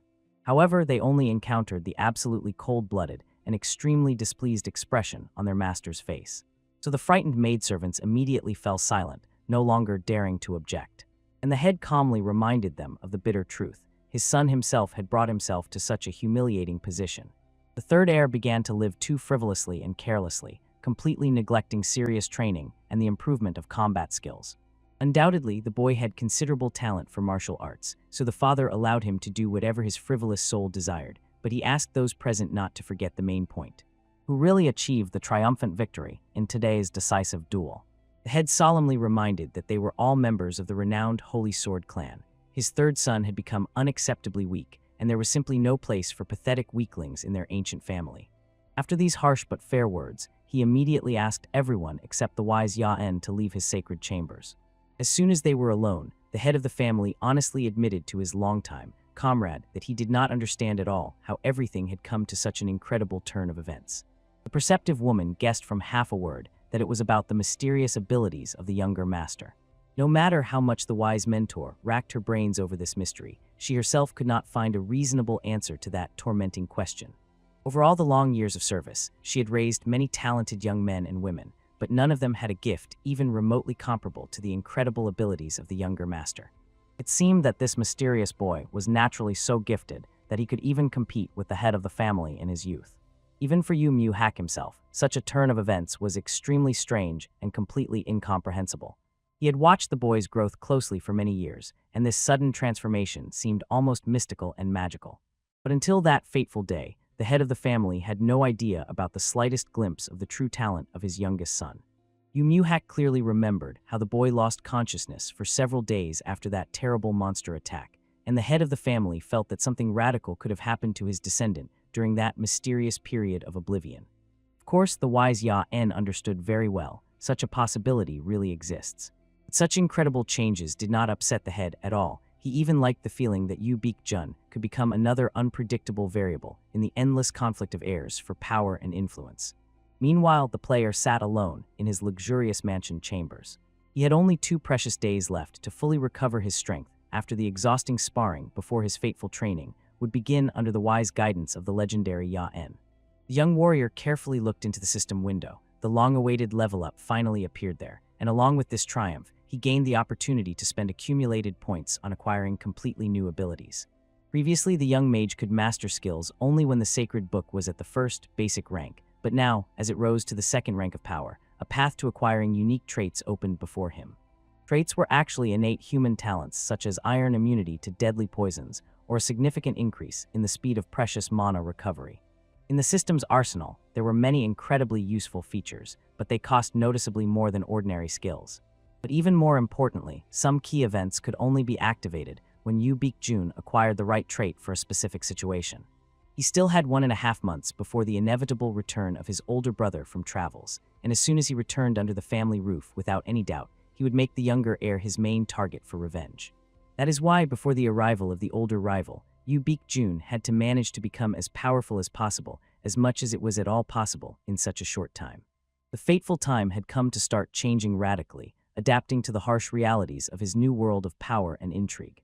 Of course, before his official debut in high society, Yu Baek-jun wisely decided to secretly pass certain information to his loyal servant Choi Shin-min.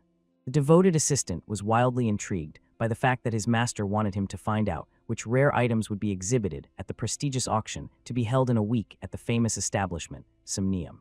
The whole point was that Path of Heroes is an incredibly complex game where the plot and the entire world turn upside down after each move, and even if you follow the same well-trodden path, important things like prices of goods or enemy characteristics can change.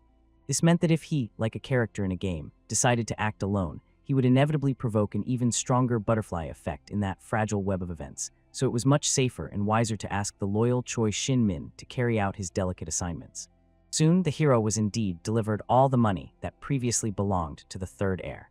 And although the young strategist expected a lot, what he saw exceeded all his wildest dreams and desires. But this impressive pile of shining gold was not yet the end of generous surprises.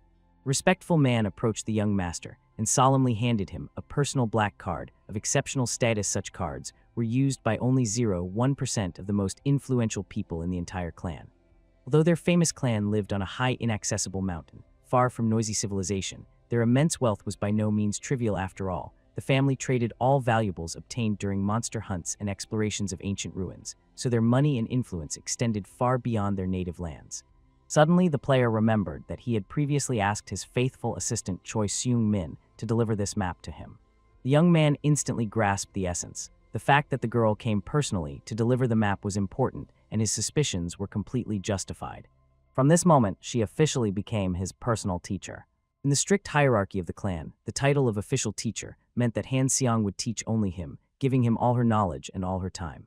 Although formally she held the title of teacher, in reality the talented instructor rather performed the role of a prestigious personal secretary and mentor.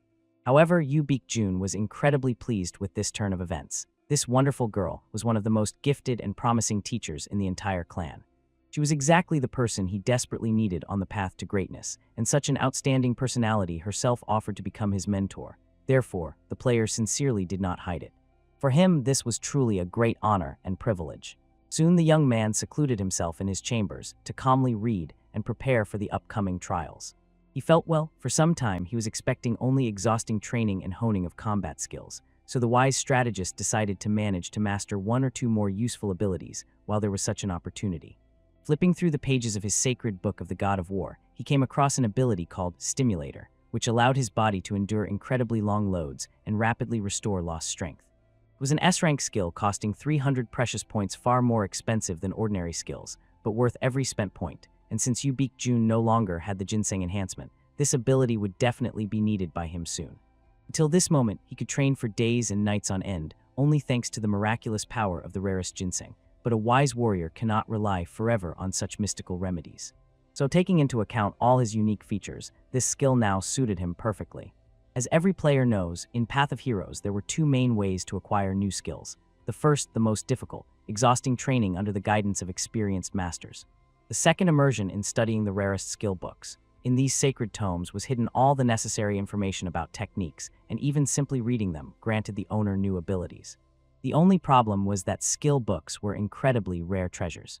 Of course, finding books of the first few ranks was relatively easy, but when skills of higher ranks were required, their search turned into a true epic task. That is why training became a much more popular way of development. Skill books rather depended on luck, but Yu Jun already had the legendary book of the God of War, so he could use this method at any convenient time. Moreover, the opportunity to receive exactly the training he desired, being the heir of the famous Holy Sword clan, gave him an incredible advantage over ordinary adventurers. Thus, immersed in deep thoughts about his future, he slowly approached the spacious training ground, where numerous students of various masters were diligently practicing at that time. The vigilant Ya-En immediately noticed him and politely greeted young master Yu Jun.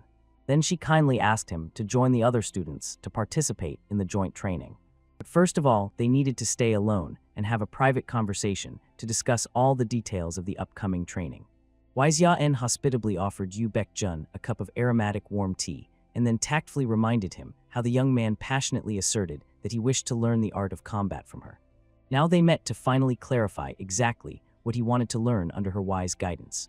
Yu Jun, after a quiet pause and gathering his thoughts, explained in detail that he was most interested in hand-to-hand combat techniques. That was precisely why he approached her with this special request, to master the ancient methods of fist fighting. This request was completely unexpected. It literally stunned the wise Ya-En and made her freeze in amazement. The thing was that ordinary descendants of their glorious clan always sought to study only sword techniques, the sacred symbol of the martial arts of the Holy Sword clan, and at the same time, the art mastered by all without exception students and blood relatives.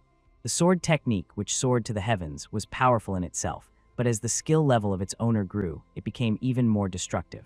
The mentor thought that such an unconventional choice did not suit a true member of the Holy Sword clan, who should honor the age-old traditions of his lineage. The wise player patiently explained that he knew everything perfectly well, even that fist techniques traditionally did not suit the descendants of their ancient family. Yet he reassured the worried Ya, and he never said he intended to completely abandon the sacred art of the sword. Fist techniques for him were only the first step on a grand path of development. The ambitious young man passionately desired to master all kinds of martial arts, just as the legendary God of War once studied in ancient times, and he was determined to master and use everything that would make him an invincible warrior. After these words, having looked intently into the penetrating eyes of the shocked instructor, he decided to explain in detail why he chose her as his mentor. The young strategist heard that she had studied various martial arts for many years, which even the God of War himself used in epical battles. He rightly decided that this invaluable knowledge would definitely come in handy on his thorny path, so he fervently wanted her to become his wise mentor. Of course, the experienced Ya-En was sincerely stunned by what was happening. All the boy's words sounded as if he knew all her hidden abilities and secret researches in detail. Player only smiled mysteriously, recalling how many times he had already played this game in previous cycles. He could truly say with confidence that he practically knew the character and capabilities of the instructor perfectly. Eventually, the wise lady agreed to his unusual request. As the insightful Yu Jun expected, she really was well versed in ancient fist-fighting techniques. The mentor enthusiastically told how she learned about them during her dangerous travels around the world, in search of lost scrolls and forgotten knowledge. But there was one more difficult problem that this honest woman could not keep silent about. She had found only isolated fragments of records about ancient techniques, just a tiny shard of a once great teaching. This meant that the technique still remained imperfect and required more work to regain its full power. The wise mentor decided to frankly tell the young heir, if he sincerely wanted to become truly strong as soon as possible, he absolutely needed to master the sword technique tested by centuries, which rises to the heavens. But even after such a sincere warning, the stubborn Yu Baek-jun did not abandon his unwavering decision. So he persistently begged Ya-en to teach him the accessible fist-fighting techniques, despite all their shortcomings. When the instructor saw how the boy was burning with unwavering determination and a passionate desire to learn, she simply could not refuse such a purposeful student. Therefore, soon they solemnly set off to a spacious training ground, where other talented fighters of the clan were training diligently. It was enough just to look around to understand true gifted warriors had gathered here, and each passionately sought to rise to new heights of mastery. At that moment, the wise Ya-en majestically approached a special training doll to visually teach Yu Baek-jun 2 basic movements of the ancient art. She had previously explained sadly that most fist-fighting techniques were irretrievably lost during the great cataclysms of the past, so only a few scattered moves survived to our days. Thus, gracefully touching the magical control column, the experienced instructor skillfully summoned 4 training mannequins onto the ground. The students immediately stopped their exercises, rightly deciding that the mentor was about to show something truly rare. Such demonstration performances happened extremely rarely and always attracted all attention. Moreover, the vigilant observers noticed, standing next to the legendary mistress was the young lord himself, and this made what was happening even more interesting and important. At that very moment, a familiar system window appeared before the hero's eyes, presenting the young warrior with a new task. He had to flawlessly repeat the skill shown by the wise Ya-en, and for this, he would earn the respect of those around him plus 200 valuable experience points. The future task for the experienced player seemed like a trifle. He had already completed such trials many times in previous cycles. At that moment, the stern Ya-en asked the hero to fully concentrate and prepare, because she was going to show him a basic movement of the ancient art, which had a formidable name, Mighty Destroyer of the Heavens. Having just shown the first movement of this legendary technique, the lady instructor instantly focused streams of radiant mana around her graceful hand, skillfully creating a halo of destructive energy around it. Then she directed that mighty attack straight at the nearest training dummy, preparing to show the true power of the ancient martial art. However, the energy gathered around her hand literally transformed into a majestic flying dragon that rushed straight at the training dummy. When these two forces collided, an explosion of incredible scale erupted, and Yu Baek-jun was convinced, as the formidable name suggests, this technique truly had destructive power.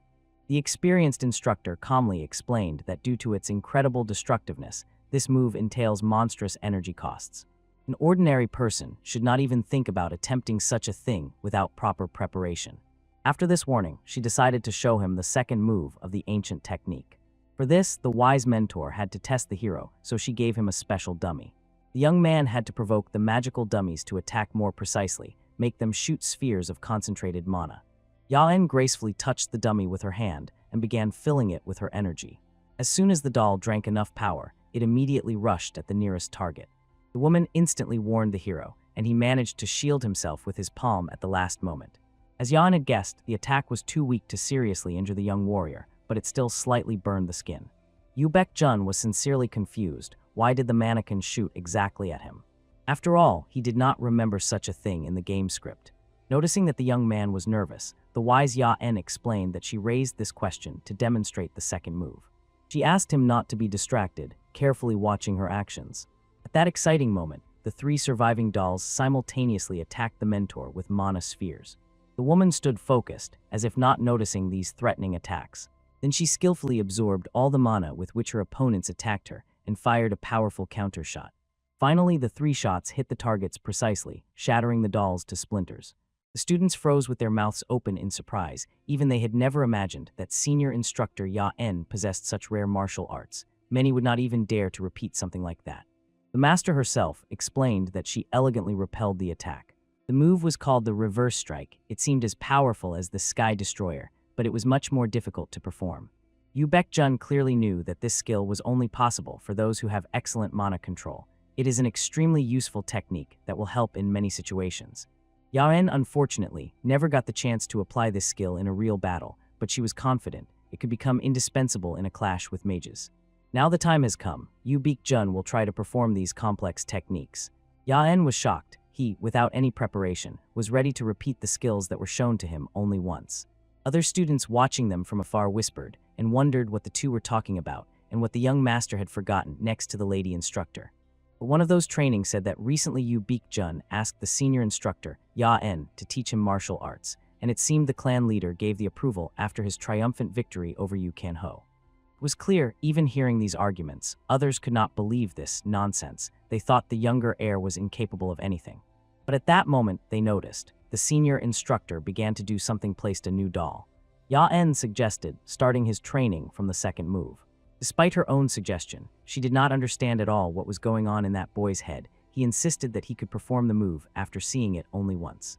Moreover, she was annoyed that the students who were not at his sparring with Yu Ho did not even try to hide that they looked at the youth condescendingly. If he fails now, they will mock him even more. But Yu Jun was not worried at all. He had already finished preparation and knew exactly what to do to master the new skill. First, train or take the skill book in your hands. Next, you will have to undergo training either with an expert or alone. Whichever method a person chooses, hard training is inevitable. Only this way can skills be mastered. But Yu Jun's path was completely different because he had the legendary book of the God of War. So when attacks rushed at him, the young man managed to absorb them using the reverse strike technique. After that, he released all the accumulated energy, and from it grew a fire dragon. Soon a powerful explosion sounded, and the charred head of the mannequin rolled right under the feet of the stunned students. Ya-en still could not believe that it really happened. She was called a genius, and to master this technique, she spent a lot of time. But Yu Jun did not just repeat her move, he surpassed it. By doing so, he completed his task, and as a reward, received the deserved points. Ya-en could not contain her admiration. She had no idea that he would use the absorbed mana on the Heaven Destroyer. Of course, Yu Jun was pleased to receive praise, but in his heart, he believed that Ya-en clearly overestimated his abilities. He hinted that compared to the instructor, he had too little mana, so he decided to use energy from an external source. But even so, looking at the craters left on the ground, he understood his strike was not quite successful. Although his Sky Destroyer made a strong impression, it was still not as effective as his mentor's. At that moment, Ya-en, without hiding, admitted that from their first meeting she considered the young master very talented. Over all these years, she managed to teach a bunch of students, but none compared to the hero, and most likely she would never meet anyone as gifted again. The woman was not even sure if she could give him enough knowledge, and it turned out she lacked the courage to be his teacher. The player knew perfectly well that the woman would say something like that after all. He completed the genius task perfectly. This quest had a hidden feature. Depending on how the task was completed, both the reward and the next related task would change. Heir of the God of War is one of the possible tasks, and right now, taking into account the teacher's words, he received a new task. If he continued training with the senior instructor, he would receive Phantom Steps, as a reward, a skill often used by warriors. Yu Jun was going to buy it sooner or later anyway, but getting it as a reward was even more pleasant. But the young man clearly knew there was a serious catch hidden in this task. At that very moment, Ya-en felt that she wanted to continue teaching the hero, and revealed to him the technique of Phantom Steps, an exercise that grants a person those precious moments needed to use the Heaven Destroyer. So she decided they needed to master it right now. But the difficulty of the training would become a real disaster after all. Yu Jun had already proven his genius. Thus passed a week during which Yu Jun worked hard. After each training session, he lay on the ground, unable to move a single muscle in his body. Even Ya-en was exhausted, yet she still praised him for his achievements. She was impressed by how much progress he had made in just 1 week. But Yu Jun could not deny, his level was not even close to the instructor's level. Then Chu Junwon appeared and simply laughed at the boy. He found it a bit arrogant that after a week of training, the boy was already trying to catch up to the senior instructor in strength. It seemed that Ya-en was not surprised to see the masterful pharmacist. She politely greeted the guest. It turned out that Chu Junwon had come to visit the young master, and at the same time brought him medicine to help cope with exhaustion. At that moment, Han Sona respectfully bowed and greeted her teacher, and Ya-en was curious about why exactly they had come. Only then did the girl realize that the mentor still did not know much, so she calmly explained that she had become the personal teacher of Yu Jun. This greatly surprised the experienced instructor. She gently reminded the student that she intended to remain neutral even when she herself became a teacher. And Sona awkwardly explained that she had slightly changed her mind and asked Ya-en not to laugh at her because of it. But the wise mentor was not mocking at all. She just wanted to tease her former student a little. But even despite this, Han Sono explained that she had not changed her decision rashly. She had weighed everything and decided to become the teacher of the younger master. Yaen did not doubt for a moment that the girl had thought everything through very carefully. She had always believed in her prudence. This conversation became the conclusion of the training promised by the senior instructor.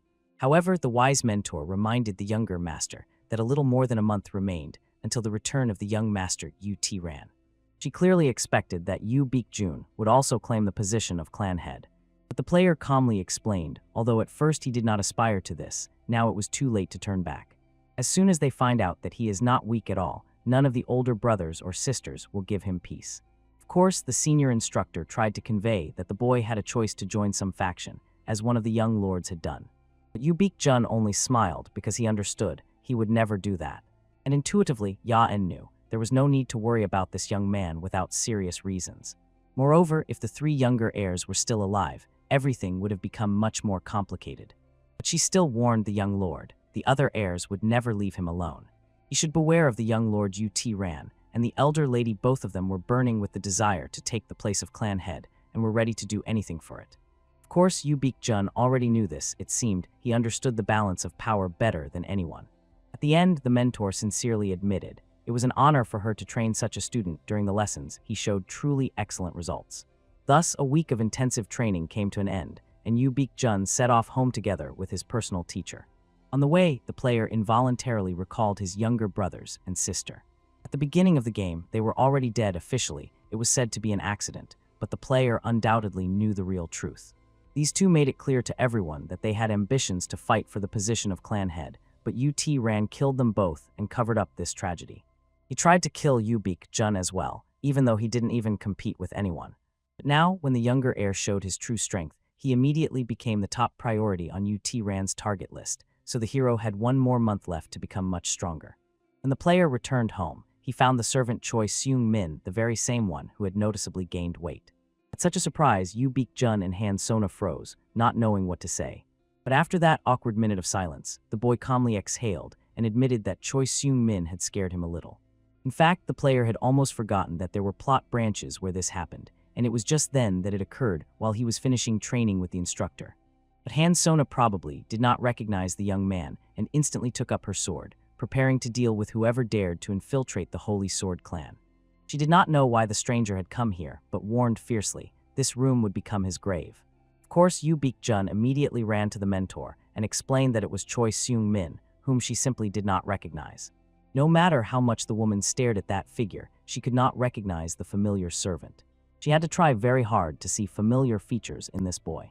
And she finally realized that it was really Choi Seung-min, who had changed so much in just a week. The girl almost fainted from shock.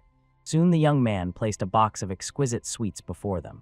Just after biting the first piece, Han Sun realized she had never tasted anything with such depth of flavor. Now she began to understand how Choi Seung-min managed to gain so much weight in just a week.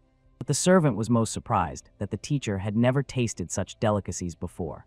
Stumbling a little, she reminded that she literally grew up in this clan, and it was no wonder. Only healthy and wholesome food was here. The player felt the truth in her words. Han Sun was an orphan who had lived in the clan since childhood and was almost on her own. Choi Seung-min also reported that during this week, he managed to gather all the information about the auction that would take place at the Somnium Bar. It seemed that carcasses of rare beasts would be exhibited there. Of course, he reserved an invitation for his master, just in case he took two right away, and if one was not needed, it could be passed on to someone. But the player knew well how hard Choi Seung-min tried to get these two invitations, so it would be a pity not to use them. After that, he decided to look at the invitation ticket to find out exactly when the auction would start. Around this time, the events shifted to the Seoul branch of the Holy Sword clan. And then the news reached the manager that the young master planned to visit Seoul. So the branch manager decided to throw all efforts into speeding up preparations and give the necessary orders for the meeting with the young master. Around the same time, the player finally arrived in Seoul together with his mentor. She felt embarrassed because everyone was staring at her so intently, but it was not surprising considering the outfit she had chosen. Moreover, considering how alert she was and how she kept looking around.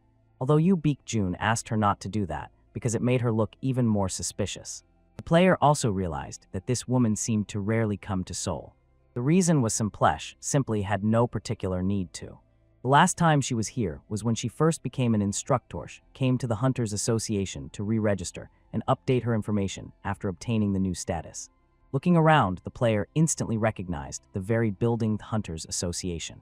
But the mentor warned it was an organization only on paper, and the young man began recalling data from the game. As is known, hundreds of years ago monsters and portals began to appear. Certain people, what are now called hunters, banded together and fought off the monsters together. Groups of those who survived have to this day turned into guilds, magical towers, or clans such as the Holy Sword clan. They are primarily driven by greed. This is not just an organization of hunters, it is rather dark sects that have even greater influence than the government itself.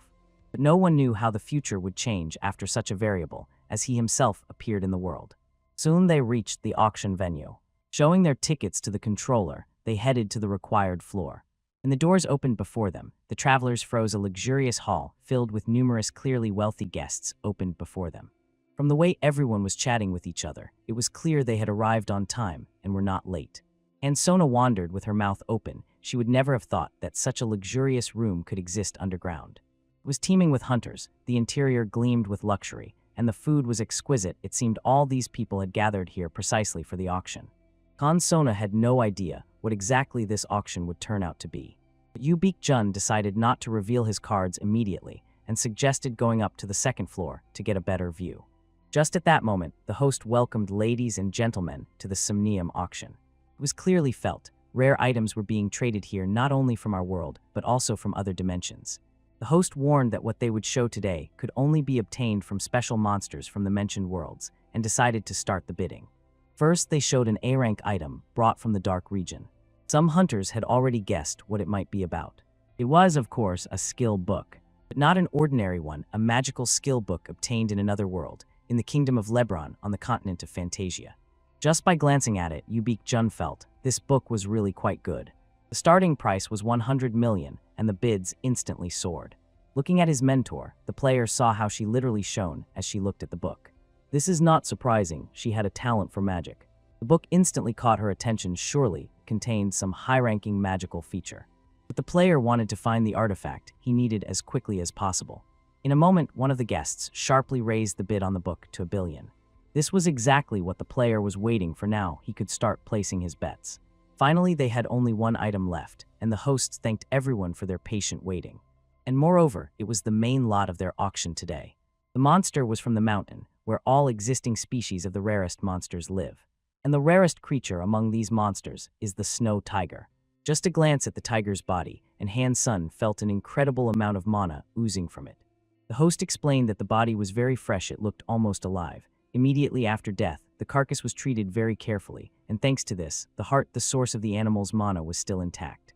People immediately flared up and demanded to name the starting price of this fantastic creature. Starting price, a whole 1 billion won. Bids instantly jumped, and in a moment reached 2 billion. Even Han Xian was stunned that everyone was going wild like real lunatics. However, Yu Jun was not surprised at all. After all, it was a snow tiger. Its skin, teeth, heart, all incredibly valuable and can bring huge benefits. That is why even the player decided to place his bet. While the bidding was at 3 billion, he suddenly made a bid of 6 billion. Seeing everyone present fall silent, he only smiled sinisterly like some villain. Even Han Xian froze, trying to explain to the young master that he should not make such reckless expenses. Even if he can freely spend the clan's money, 6 billion is too large a sum, and the head will be furious when he finds out about it. But Yu Jun asked not to worry about it. 6 billion is not too large a sum for the clan head. He was confident that his father would not object. As for their powerful family, it is almost pocket change. But the bidding did not end there. Suddenly, the stakes soared again, and within minutes jumped to 6.5 billion. The player did not expect such a commotion around the carcass of the snow tiger, but this turned out to be insufficient to make the opponents give up. At this tense moment, Khan Sun anxiously asked the hero to be more careful with the money. After all, he had only recently been granted permission to manage the clan's treasury. But he did not heed the wise words of the mentor. The young strategist immediately and cold-bloodedly raised the bid to an astonishing 10 billion. The host was genuinely stunned. The price jumped so unexpectedly, the increase happened even faster than he dared to expect. So the experienced auctioneer began to carefully scan the crowd, looking for someone who would dare to exceed this sky-high mark. The buyer of the magical book was clearly worried. Theoretically, he could have placed a higher amount, but the gap set by this mysterious man turned out to be simply too large. Moreover, the observant mage noticed that the young man behaved and looked like a spoiled child from a noble family. It was striking how easily the boy was ready to give 10 billion. It seemed he was insanely rich. But even understanding this, the opponent could not back down. He had to get the carcass of the snow tiger at all costs. Gathering all his determination, he raised the bid to 5 billion. Persistence of this person simply stunned Yu Baek-jun, so he without hesitation raised the price to a dizzying 15 billion. The man was shocked by such audacity, but still he desperately needed to outbid. Gritting his teeth, he named 5 billion. He had not finished speaking when the player instantly and ruthlessly raised the price to 20 billion. Then the stunned man finally realized, a person who so casually throws away 20 billion must be insanely rich. Of course, the snow tiger had incredible value, but even for such an artifact, this amount seemed astronomical. The confused opponent no longer knew what to do, and the host had already begun the solemn countdown from 5 to 1. And so this mighty tiger was sold for a record 20 billion. The auction came to an end. There were no more lots left, but the organizers, of course, prepared many more exquisite entertainments for the guests that evening. But the player already hurriedly left the hall, carefully placing the tiger in a small pouch. Han Sona was stunned at how the huge carcass fit into such a tiny space, but it was a magical item of unheard-of power. As soon as they took out the tiger's body, the player generously decided to give it to his mentor. On the way, he casually started talking, asking if his teacher knew what the laggers were, and seeing her confusion, skillfully changed the topic to the legendary Magic Tower. In their world, everyone knew this association of mages was the most powerful in the entire known world, on par with the Holy Sword clan. Gaining recognition from the Magic Tower was almost impossible because their requirements for students were simply off the charts. If we talk about the intensity of training, they could easily match the tough sessions in the Holy Sword clan. That is why many failures, who did not endure the harsh selection, created their own organization, the Laggers. These were former students of the Magic Tower, the only place where ordinary people could master the art of magic. Ordinary people contemptuously called their organization mere mercenaries, but Yu Baek-jun firmly disagreed with that opinion. It would be much more accurate to call these people an outright criminal organization. They literally go crazy as soon as they see anything even remotely related to magic. Right now, that very sinister gang had gathered before them. At the head stood the same man from the auction. Seeing the hero holding a pouch with the body of a snow tiger, he brazenly ordered him to immediately hand over the loot. The other scoundrels just laughed at Yu Baek-jun, who looked like an ordinary boy from a wealthy family. The criminals arrogantly decided to quickly finish off this weakling to avoid unnecessary trouble with the authorities. And to avoid attracting unnecessary attention from passers-by, the mages cast a silent spell around them. Now they could act with impunity. For some time, Han Sona stood as if frozen, not believing the audacity of what was happening. But soon anger gripped the girl, and she resolutely asked the attackers if they even imagined who they had gotten involved with. The boss only snorted contemptuously and said that Yu Baek-jun was just a spoiled rich boy. After that, he mercilessly ordered his men to capture these brats alive for interrogation. The bandits instantly launched a fierce assault, casting their shining magical circles at the young man. However, the player used the newly learned spell, Counter-Strike, with stunning ease. He skillfully absorbed every single attack flying his way. But instead of panicking, the mages panicked and continued to attack with even more desperate pressure, while the player patiently accumulated all this destructive magic.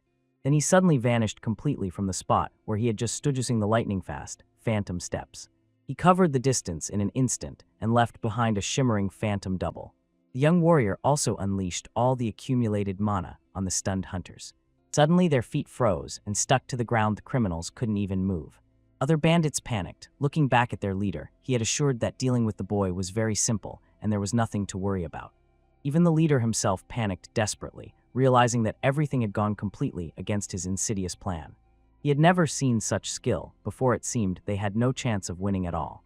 Therefore, the treacherous scoundrel asked the guys to hold on a little longer, while he supposedly called for reinforcements from the base. But it was obvious, this was just a pathetic attempt to flee the battlefield as quickly as possible. The player watching this shameful retreat immediately understood this man was one of the organization's leaders. So he asked his mentor to deal with those minor henchmen whom he had temporarily frozen. As soon as the young warrior received an affirmative nod, he instantly disappeared from his place.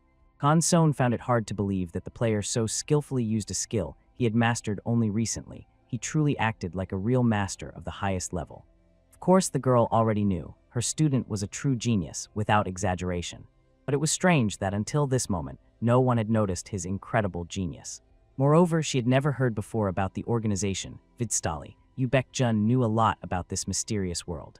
At that very moment, the rest of the mages desperately launched an attack. There was no longer any possibility for them to escape from the icy captivity. But no matter how desperately they fought, all their spells were mercilessly cut down by the blade of Khan Sona, who calmly strode towards them. Seeing this flawless swordsmanship, one of the mages instantly realized with horror they had tangled with representatives of the Holy Sword clan. But the scoundrel did not manage to finish his warning before his head was neatly severed from his shoulders. Khan Sona cold-bloodedly warned the others, in this world, there are people they absolutely should not get involved with. She believed that for their outrageous stupidity, they would have to pay with their own heads. Meanwhile, the fugitive was still shamefully running away and even lost his precious magical book on the move.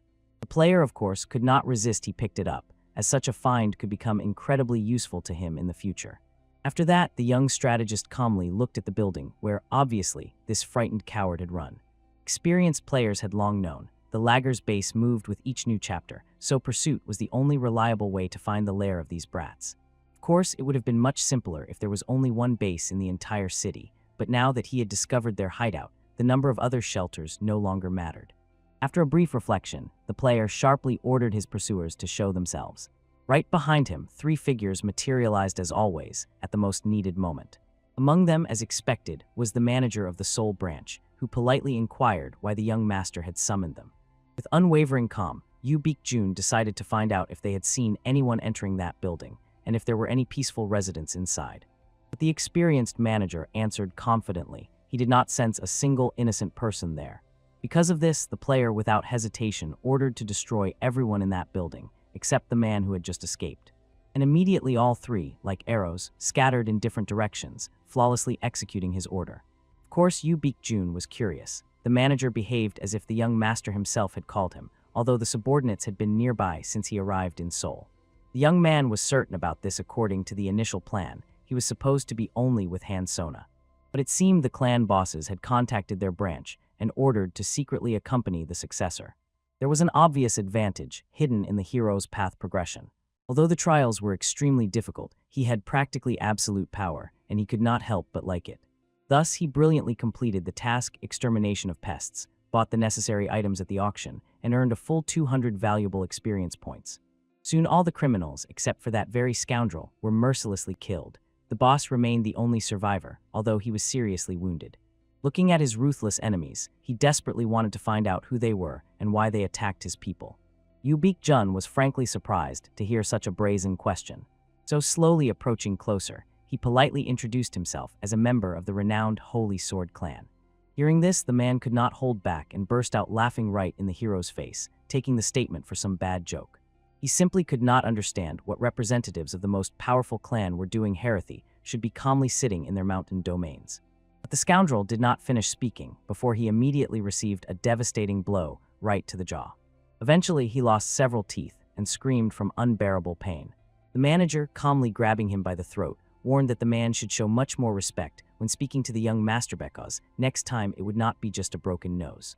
By that time, the manager's team had already taken care of all the other gang members. This miserable man remained the last survivor, so Yu Baek-jun ordered to tie him up and immediately go down to the 3rd basement floor for a search. Obviously, the manager was quite puzzled by the order. After all, they had already inspected the premises and found nothing special.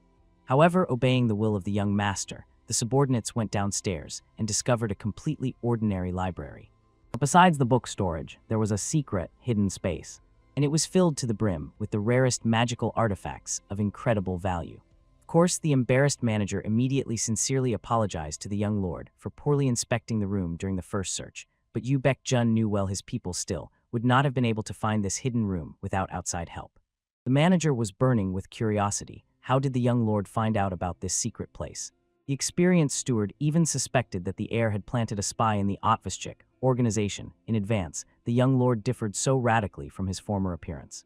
At this decisive moment, the player finally found what he had been searching for so long and persistently, a magical training circle. This incredibly rare relic was used by magical clans from parallel worlds to perfect control over mana. The ancient artifact granted the user the ability to concentrate significantly more energy while within the sacred circle. Of course, the effect was relatively weak for its high rank, but many people could use it simultaneously, an ideal solution for group training. Having made sure he could find a worthy use for this treasure, the player asked the manager to bring the entire contents of the secret room to the clan's ancestral estate. With the captured mercenary, everything became especially interesting. He undoubtedly had to be taken alive. Soon people from the Magic Tower will visit them, and the fact that the clan representatives captured one of their former students will become a powerful trump card in the negotiations. And the insightful manager finally understood the real reason why the player ordered not to kill that scoundrel. The young master had thought through all the nuances of their delicate relations with the Magic Tower in advance, because this guy belongs to the outcasts, and the influential organization is now actively looking for ways to reach the defectors. It is unlikely that the prisoner will be able to provide the tower with enough valuable information, but his very handover already means a lot for diplomatic relations. The manager sincerely could not believe it. The young master had thoroughly studied even the subtleties of their interactions with the Magic Tower. He was not at all the weakling that rumors said he was. If the heir had remained as before, the clan leaders would hardly have even informed the branch about his presence. So, within the walls of the ancestral nest, he was already recognized as the potential successor to the head of the family. After all these exciting adventures, the player returned to the cozy walls of his native home. Finally well rested after a tense evening, he invited Han Sona to his chambers. The girl was clearly confused when she entered his room and saw a radical rearrangement. All the books that previously stood in neat rows on the shelves were now gathering dust in the far corner. It turned out that, having read absolutely all the manuscripts, the player simply decided to get rid of them. They had become unnecessary to him. But most importantly, the young man solemnly handed the surprised woman a magical book from the auction. He thought that the ancient tome interested her, so the wise strategist decided to save this exquisite little gift for his mentor. Of course, Han Sona, stammering from embarrassment, tried to explain that she did not deserve something so valuable and rare. However, Yu Baekjun calmly explained this book could only be used by a woman who possessed a certain type of mana. So the priceless manuscript was completely useless to him in any case. Obviously, the insightful young man understood that the stubborn woman would still try to refuse the generous gift. So the player coldly noted that she was not even able to hide her sincere admiration from just a glance at the ancient tome. Therefore, it was not worth pretending that she did not need this book, and if the mentor refused it, he would simply mercilessly burn it. In the end, not wanting to allow the barbaric destruction of the priceless find, the moved woman accepted the gift with deep gratitude. Right now, when he finally secured her unconditional support, it was time to ask the most important question. The player pulled out a mysterious scroll and sincerely admitted that he had no idea how to use this enigmatic thing at all. In fact, he knew all the intricacies of activation well, but decided to fully rely on the help of the experienced Han Sona. The girl instantly recognized. In his hands was a magical training circle. The young man innocently lied that he took the artifact from the Otstavshik base, but there were no instructions for this relic. Intrigued, the woman patiently explained this was not a skill book, but something like a consumable artifact. She could definitely install it for the hero. Assembling such a scroll turned out to be a very simple task. At first, it was necessary to unfold the circle exactly where it was going to be used, and then pour a part of one's mana into the inscribed runes. And then, right in the middle of his spacious room, the perfect magical circle materialized. Of course, the player showed genuine delight at this miracle, although he actually knew everything perfectly well. The activation simply consumed too much precious mana, and earlier he could not afford such luxury. Even for the talented Han Sona, such a blow to the energy reserves was very noticeable, but the exhausted mentor gladly explained to the hero, having established such a circle once, he would be able to use it again and again without additional costs. The player reminded once more, this magical circle is for supporting mana training, and it allows the mentor to use it completely freely at any time when he himself is busy with other matters. After that, they immediately decided to test the magical artifact and practically check its amazing powers. At that moment, Choi Shin-min entered the room, stunned that the master had decided to radically rearrange things in his personal office. The faithful servant came with important news tomorrow. Respected guests from the Magic Tower would arrive. Of course, the player assumed that the meeting would take place a little earlier than planned, but he knew for sure representatives of the tower would come to check the mysterious case with the magical teleportation circle in the city. Moreover, Choi Shin-min explained somewhat embarrassedly that the delegation would include the former fiancé of the young master. At first, Yu Baekjun calmly nodded his head, pondering the received information. And then suddenly he froze, for he had never before been able to recall anything like this. In that tense moment, Choi Shin-min, as if nothing had happened, nostalgically spoke about how the young lady Jin So-en was doing. The player instantly remembered one of the most tragic turns of the game, connected precisely with this girl. Back then she, blinded by the thirst for revenge, completely lost her mind. The severely wounded player begged the mad sorceress to calm down, because her destructive actions could not change anything for the better. But the obsessed girl still craved bloody revenge and paid no attention to the catastrophic consequences. Eventually, she recklessly attacked the city, destroying a couple of districts at once. This became another failure of the hero in the game, so he had to completely replay the entire scenario from the beginning. Jin So-en, together with the mysterious Han Chan-woo, was the main heroine of this extremely difficult game and the next chapter of the mighty Magic Tower. She was simply overpowered, born with incredible characteristics of classes S and A. If the fatal turning of the Magic Tower, which would happen during the second great incident, was not prevented, the girl would enter berserk mode. So she would completely lose her mind, and then the world would tremble. Jin So-en was so powerful that she could single-handedly wipe all of Korea off the face of the earth. Yoo Baek-jun simply could not believe that this living disaster was his former fiancée. Each new playthrough turned the settings upside down. They changed randomly and were closely connected with the choice system. Previously, he had played many times as Yoo Baek-jun, but the subtleties of the hidden settings still remained a mystery to him. Perhaps besides these obvious changes, there were some other secret mechanics hidden in the game world. If this were an ordinary game, where death means nothing, he would have died peacefully and tried to forge a new path to victory. But this became his harsh reality. When he dies here, he truly and permanently perishes.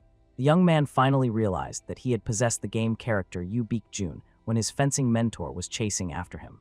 Because it was exactly the same situation as in the game, he provided indisputable proof. He survived a deadly trial just as he did in the virtual world. For some unclear reason, there were still settings and events he had no idea about. Perhaps they arose precisely when he was reborn into this body, and if that is true, he did not understand at all how it all happened and what awaited ahead. Hiding his embarrassment from his companions, the player inquired about the exact time the representatives of the Magic Tower would arrive tomorrow. Learning that it would happen early in the morning, he asked everyone to disperse. They needed to rest well before such an important meeting. And the player himself remained alone in his room. When everyone fell asleep, he sat in the center of the magic circle. Using the Heaven Destroyer technique combined with meditative concentration, the boy calmly and methodically began to analyze everything in order. The first thing he realized, there were unpredictable variables. In addition to the unexpected relationship with Jin So-en, other events might surface that he knew nothing about. Second, he had no exact information to rely on. Third, he still did not know exactly how he became Yoo Baek-jun, whether he could ever return back, and what happened to his real body in the real world. But one thing could be said with absolute certainty: the chance to return to his own body after successfully completing the game as Yoo Baek-jun was quite real. So right now, he only needed one thing: to survive at any cost and just see how it all ends. At the very least, it was the best thing he could do in these circumstances. But to survive in this cruel world, he desperately needed reliable information about what would happen. Early in the morning, the eldest heiress, together with her assistants, gathered to meet the high-ranking guests. As was already known, the father went to the underground dungeon of the training center to train. They asked the assistant to stay according to the meeting protocol, but he decided not to meet the guests personally, instead ordering the delegation to be received as the heirs deemed appropriate. According to the recently received intelligence, Jin So-en herself was to soon personally visit them on an official visit. Of course, the girl was unbearably curious. What exactly did Lady Jin So-en find so interesting in their remote mountain region near Sarak Peak? No matter how much she pondered this, she could not understand why the powerful heiress of the Magic Tower chose this very place for her journey. Soon the player himself joined the elder sister and her retinue. The boy was clearly surprised. She had come so early specifically to meet important guests. First of all, the clever heiress noticed Lady Han's son and instantly understood now she had become Yoo Baek-jun's personal mentor. The elder sister only smiled ironically. After all, when she herself asked the talented girl to train with her, Han's son categorically refused, saying she was not going to follow any of the throne contenders. It was clear, finding herself in an awkward position, Han's son immediately felt embarrassed. After all, she would have to justify her unexpected choice to someone again. But suddenly Yoo Baek-jun defended the embarrassed mentor, gently reminding the sister that over time people's opinions often change sharply. He suggested with a slight smile that perhaps Han's son simply liked him much more than his elder sister once did. Of course, the heiress was frankly stunned by how audacious the younger brother dared to be in speaking to her. Although everyone present tensed at his provocative words, the player himself remained calm and unshakable. Then the wise sister realized now was definitely not the time for family quarrels and settling scores. At this momentous moment, the teleportation circle finally came to life, shining with mystical light. The player understood there was no reason for him to worry. He just needs to do exactly the same as it happened in the game. As soon as the mysterious girl appeared in the middle of the magic circle, she immediately elegantly explained that it was time for the long-awaited inspection. After that, she politely greeted the people who met her. At first, Jin So-en directed her keen gaze at Yu Jang-en. They hadn't seen each other for an eternity since that prestigious conference last year. For the heiress of the Magic Tower, it was sincerely pleasant to see that Yu Jang-en was in good health and flourishing. Yu Jang-en only smiled mysteriously and kindly remarked that Jin So-en looked more and more beautiful and charming every year. After exchanging courtesies, Jin So-en finally looked at another person who came to meet her. She really hadn't seen this mysterious young man for a very, very long time. Yu Baek-jun confidently approached her and calmly greeted his former fiancé. However, the girl was sincerely surprised, since when did Yu Baek-jun start addressing her informally, as if she were a close friend? Obviously, the player instantly realized that he had made a serious mistake in addressing her. He hurriedly tried to correct himself by calling her little sister, but even that left the girl clearly dissatisfied. In the end, the young man understood that he found himself in an extremely unpleasant situation. Recently, he was actively discussing the upcoming arrival of Jin So-en with his mentor Han Sona. As the girl remembered, these two got along wonderfully, and it seemed that Yu Baek-jun even took a liking to that mysterious enchantress. They parted not because of a quarrel or conflict. Instead, the head of the family simply decided on his own to break off the engagement. Han Sona, of course, was surprised by such strange behavior of her ward and cautiously suggested that he might have temporarily lost his memory, so the wise mentor advised him to see a doctor to figure out the problem.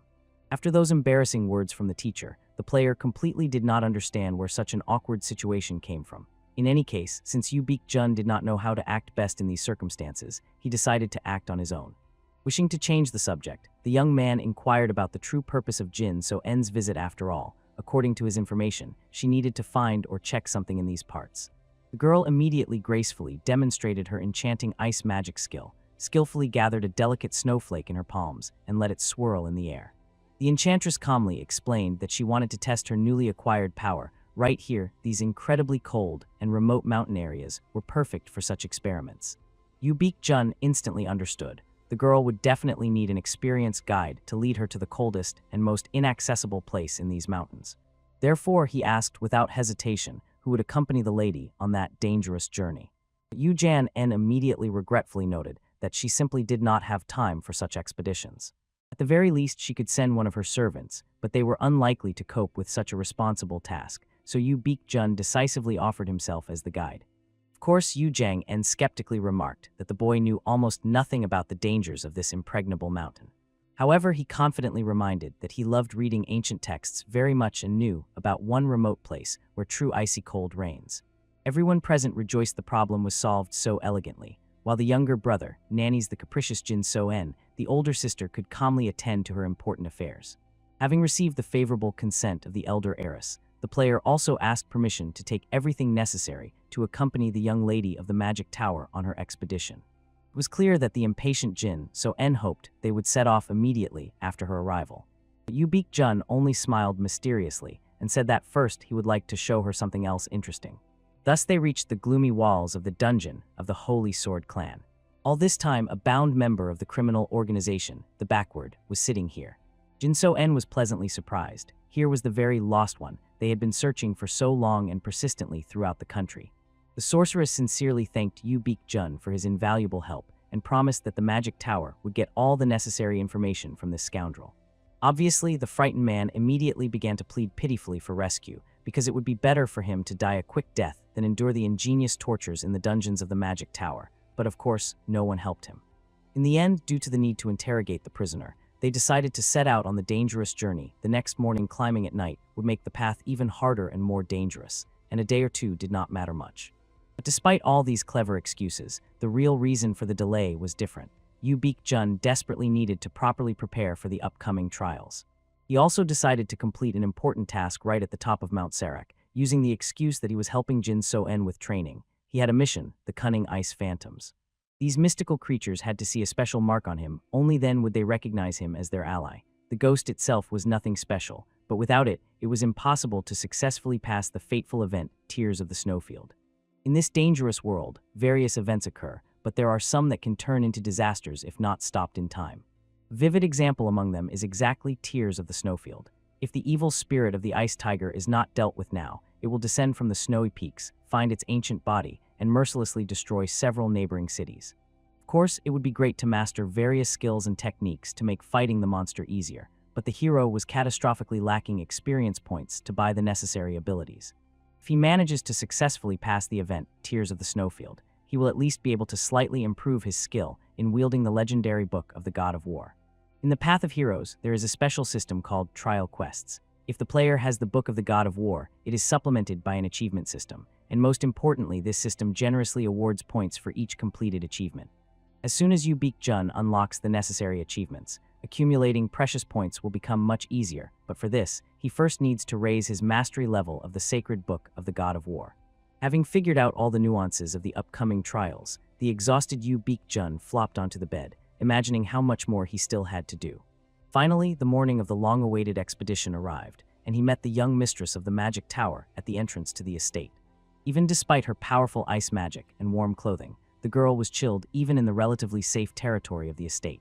There were no more reasons to postpone their risky journey, so they had to set off immediately. Jin-So-en could hardly believe her eyes when she saw how many things and supplies the player decided to take with him. Jun mysteriously decided not to reveal what exactly he had saved for her. The lady would understand everything herself when they reached their destination. Thus, this unusual pair set off on a dangerous journey to the coldest place on a high snowy mountain.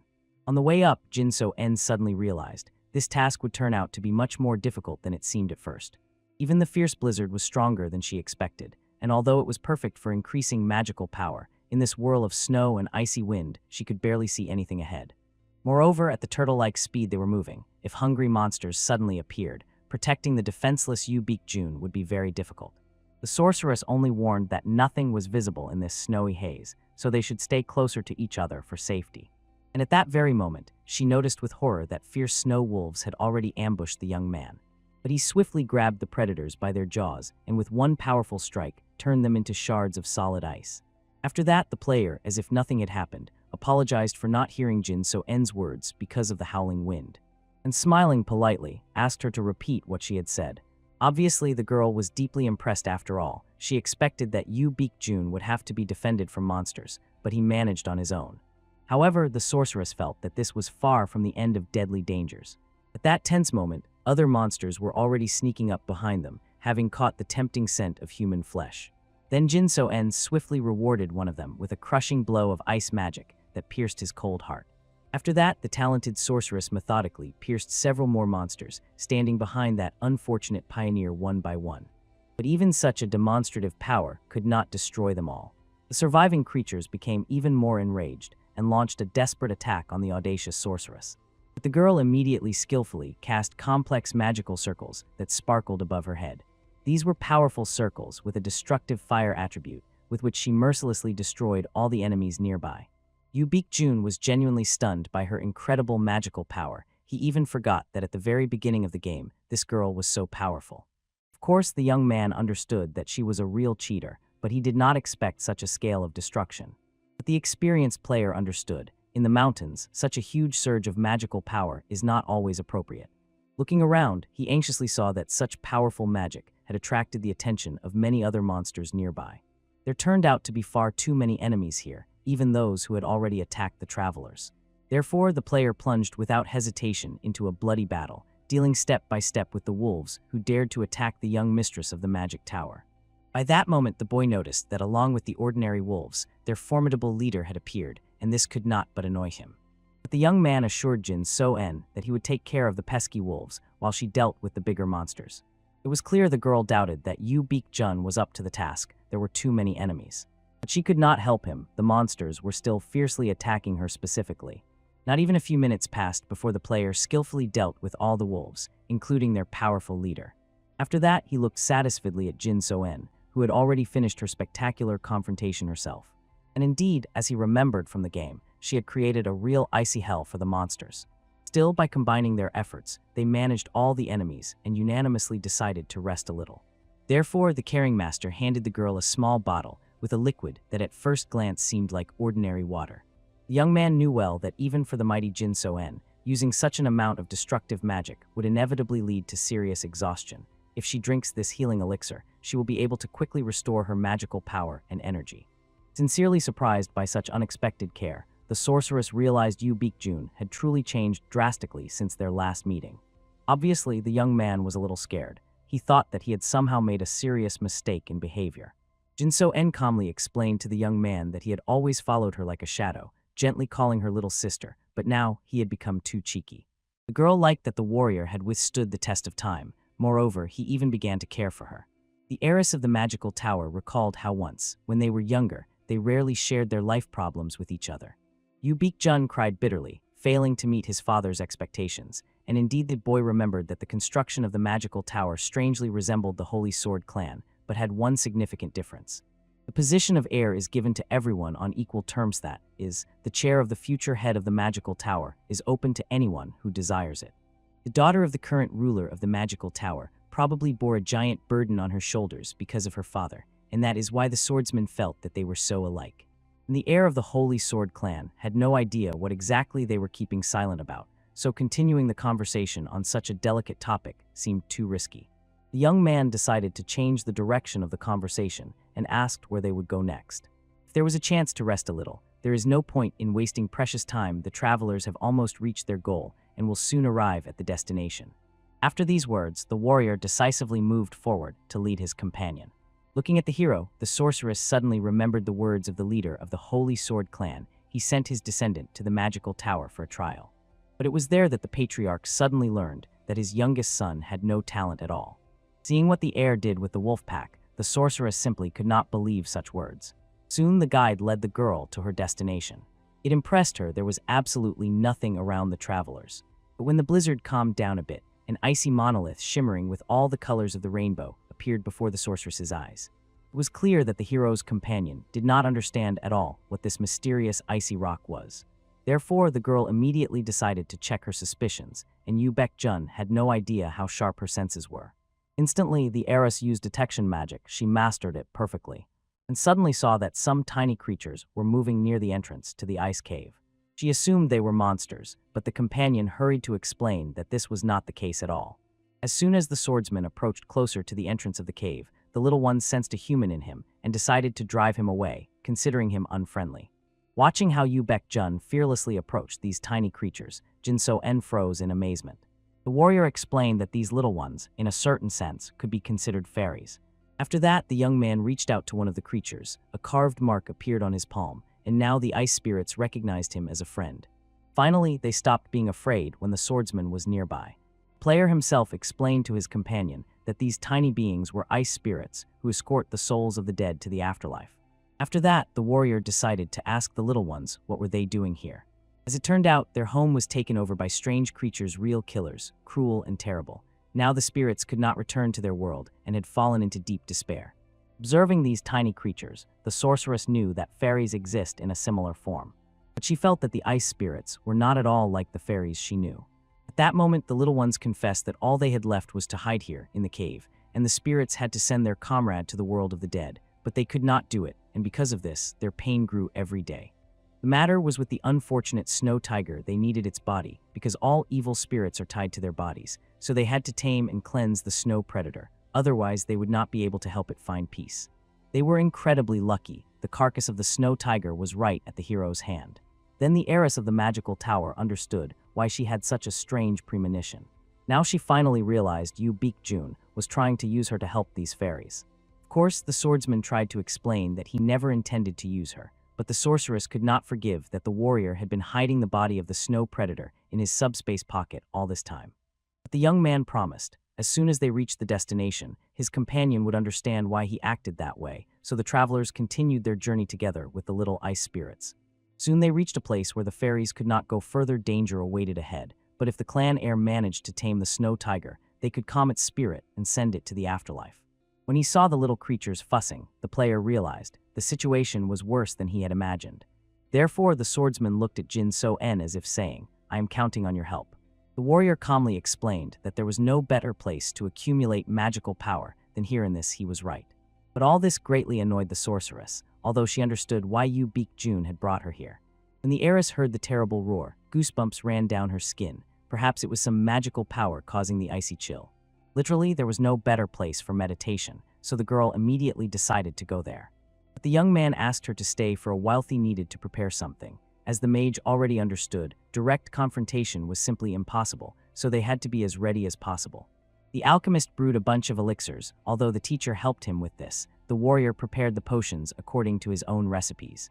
First of all, the player handed the elixir to the heiress of the magic tower. She had already taken it during the fight with the monsters, but before drinking the potion again, it was necessary to unroll one of the scrolls that would come in handy. The girl looked at the vial before her. With surprising amount of magical power in her body had noticeably increased after the first dose of the elixir, and her companion had no idea how the young man had learned to prepare the potion that accelerates recovery. Earlier, she thought he had just become stronger in martial arts, but the warrior truly grew in many ways.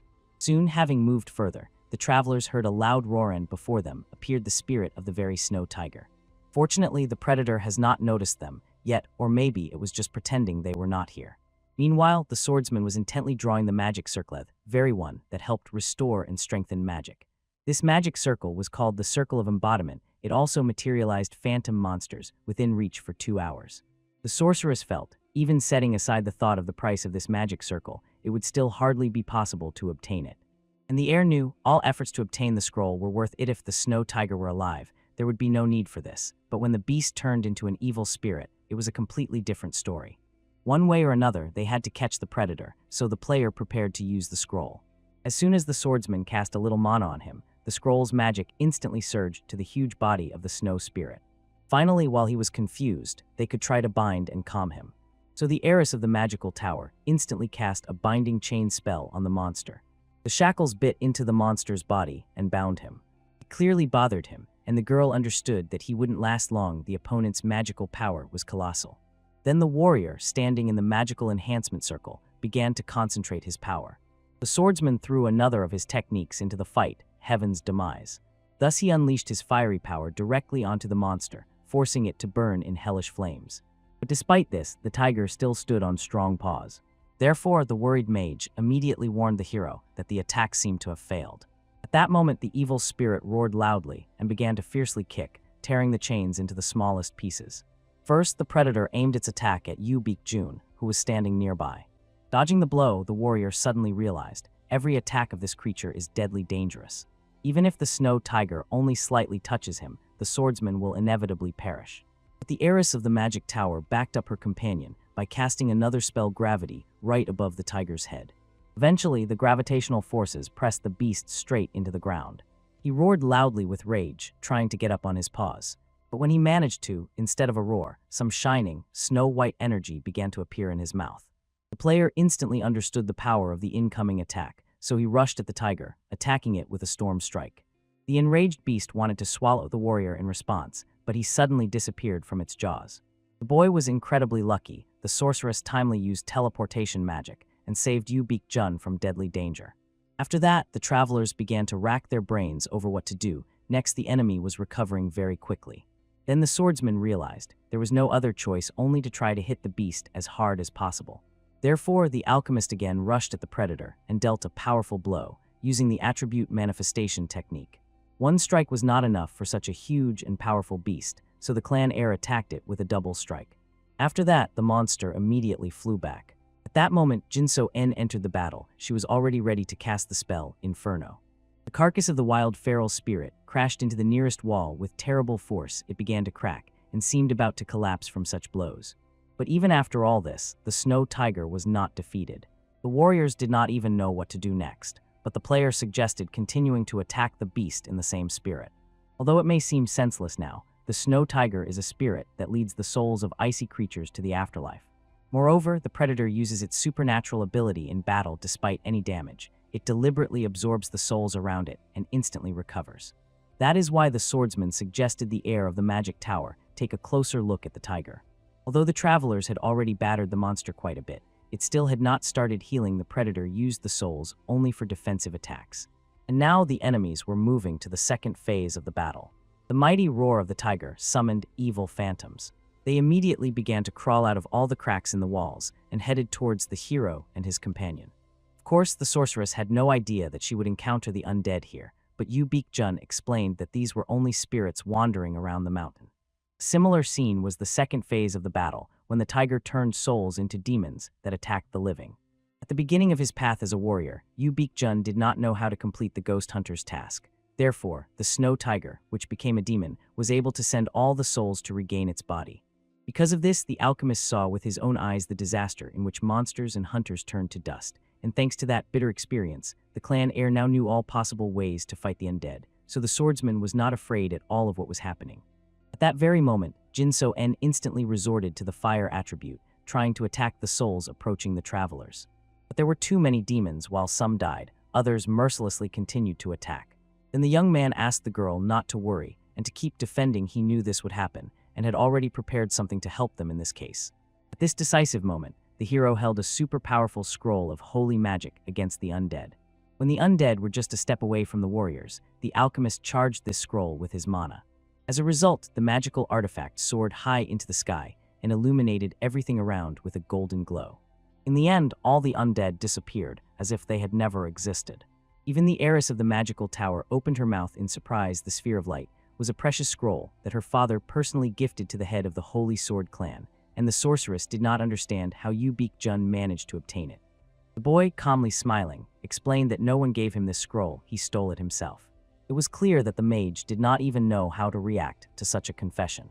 At this tense moment, even the snow tiger began to shield itself from the divine light. After all, as is known, it had turned into a demon and become undead. Divine magic, such as the sphere of light, is like deadly poison to the undead. Of course, the predator still had not recovered from the powerful blow of holy magic, so Yu Jun approached it to finish it off. Eventually, the warrior's fiery fist completely engulfed the tiger with tongues of flame. When the swordsman stopped, the beast's body lying on the ground was still blazing with hellish fire. At the decisive moment, familiar voices of little ice spirits sounded behind the heroes. They hurried to complete what had been started and finally free the tiger's soul from unbearable torment. When they came closer, the tiny creatures began an ancient purification ritual. The ice spirits were guides to the afterlife and knew better than anyone how to cleanse a fallen soul. The little ones, almost crying, pressed around their great friend to allow him to return to his native world.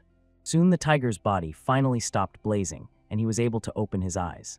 Now the predator had turned into a semi-transparent spirit, and his little friends pleaded to return to the spirit world. The alchemist only smiled, rejoicing that the striped giant had finally come to his senses. The tiger was clearly angry, not understanding what the humans had forgotten here. However, Yu Jun calmly explained that they helped him at the very moment when the beast went mad. After that, the warrior showed the consequences of the predator's madness. They were clearly reflected in the miserable state of the cave. Then the swordsman pulled out a small pouch and explained that when the travelers came here, the ice spirits asked him for help. To help the little ones, the heroes even returned the tiger's body, which they accidentally found at an auction. Only then, finally, did the predator realize he had died by human hands.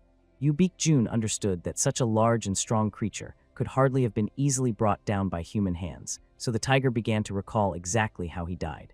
It turned out that his cub was captured by people. The captors had strength like Yu Jun, and all of them were in black armor. Although there were few of them, these people were incredibly strong. The father had no choice. He had to resort to extreme measures to get his child back. And finally, the great beast fainted from severe wounds. He barely remembered what happened next, but one thing was clear: he was killed.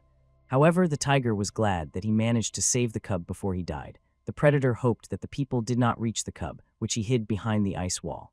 Yu Jun remembered that according to the game's plot, treasure seekers hunted the snow tiger. If he dealt with them now, it would only complicate the game's progress, so the heir decided to leave them alone for now. The snow tiger, before heading into the spirit world, decided to ask the hero for a small favor. The predator wanted the person to find those who killed him and deal with them. The spirit had personal scores to settle with those scoundrels who attacked him. The beast considered them too dangerous because they were exactly the ones who would go to any lengths for their own benefit.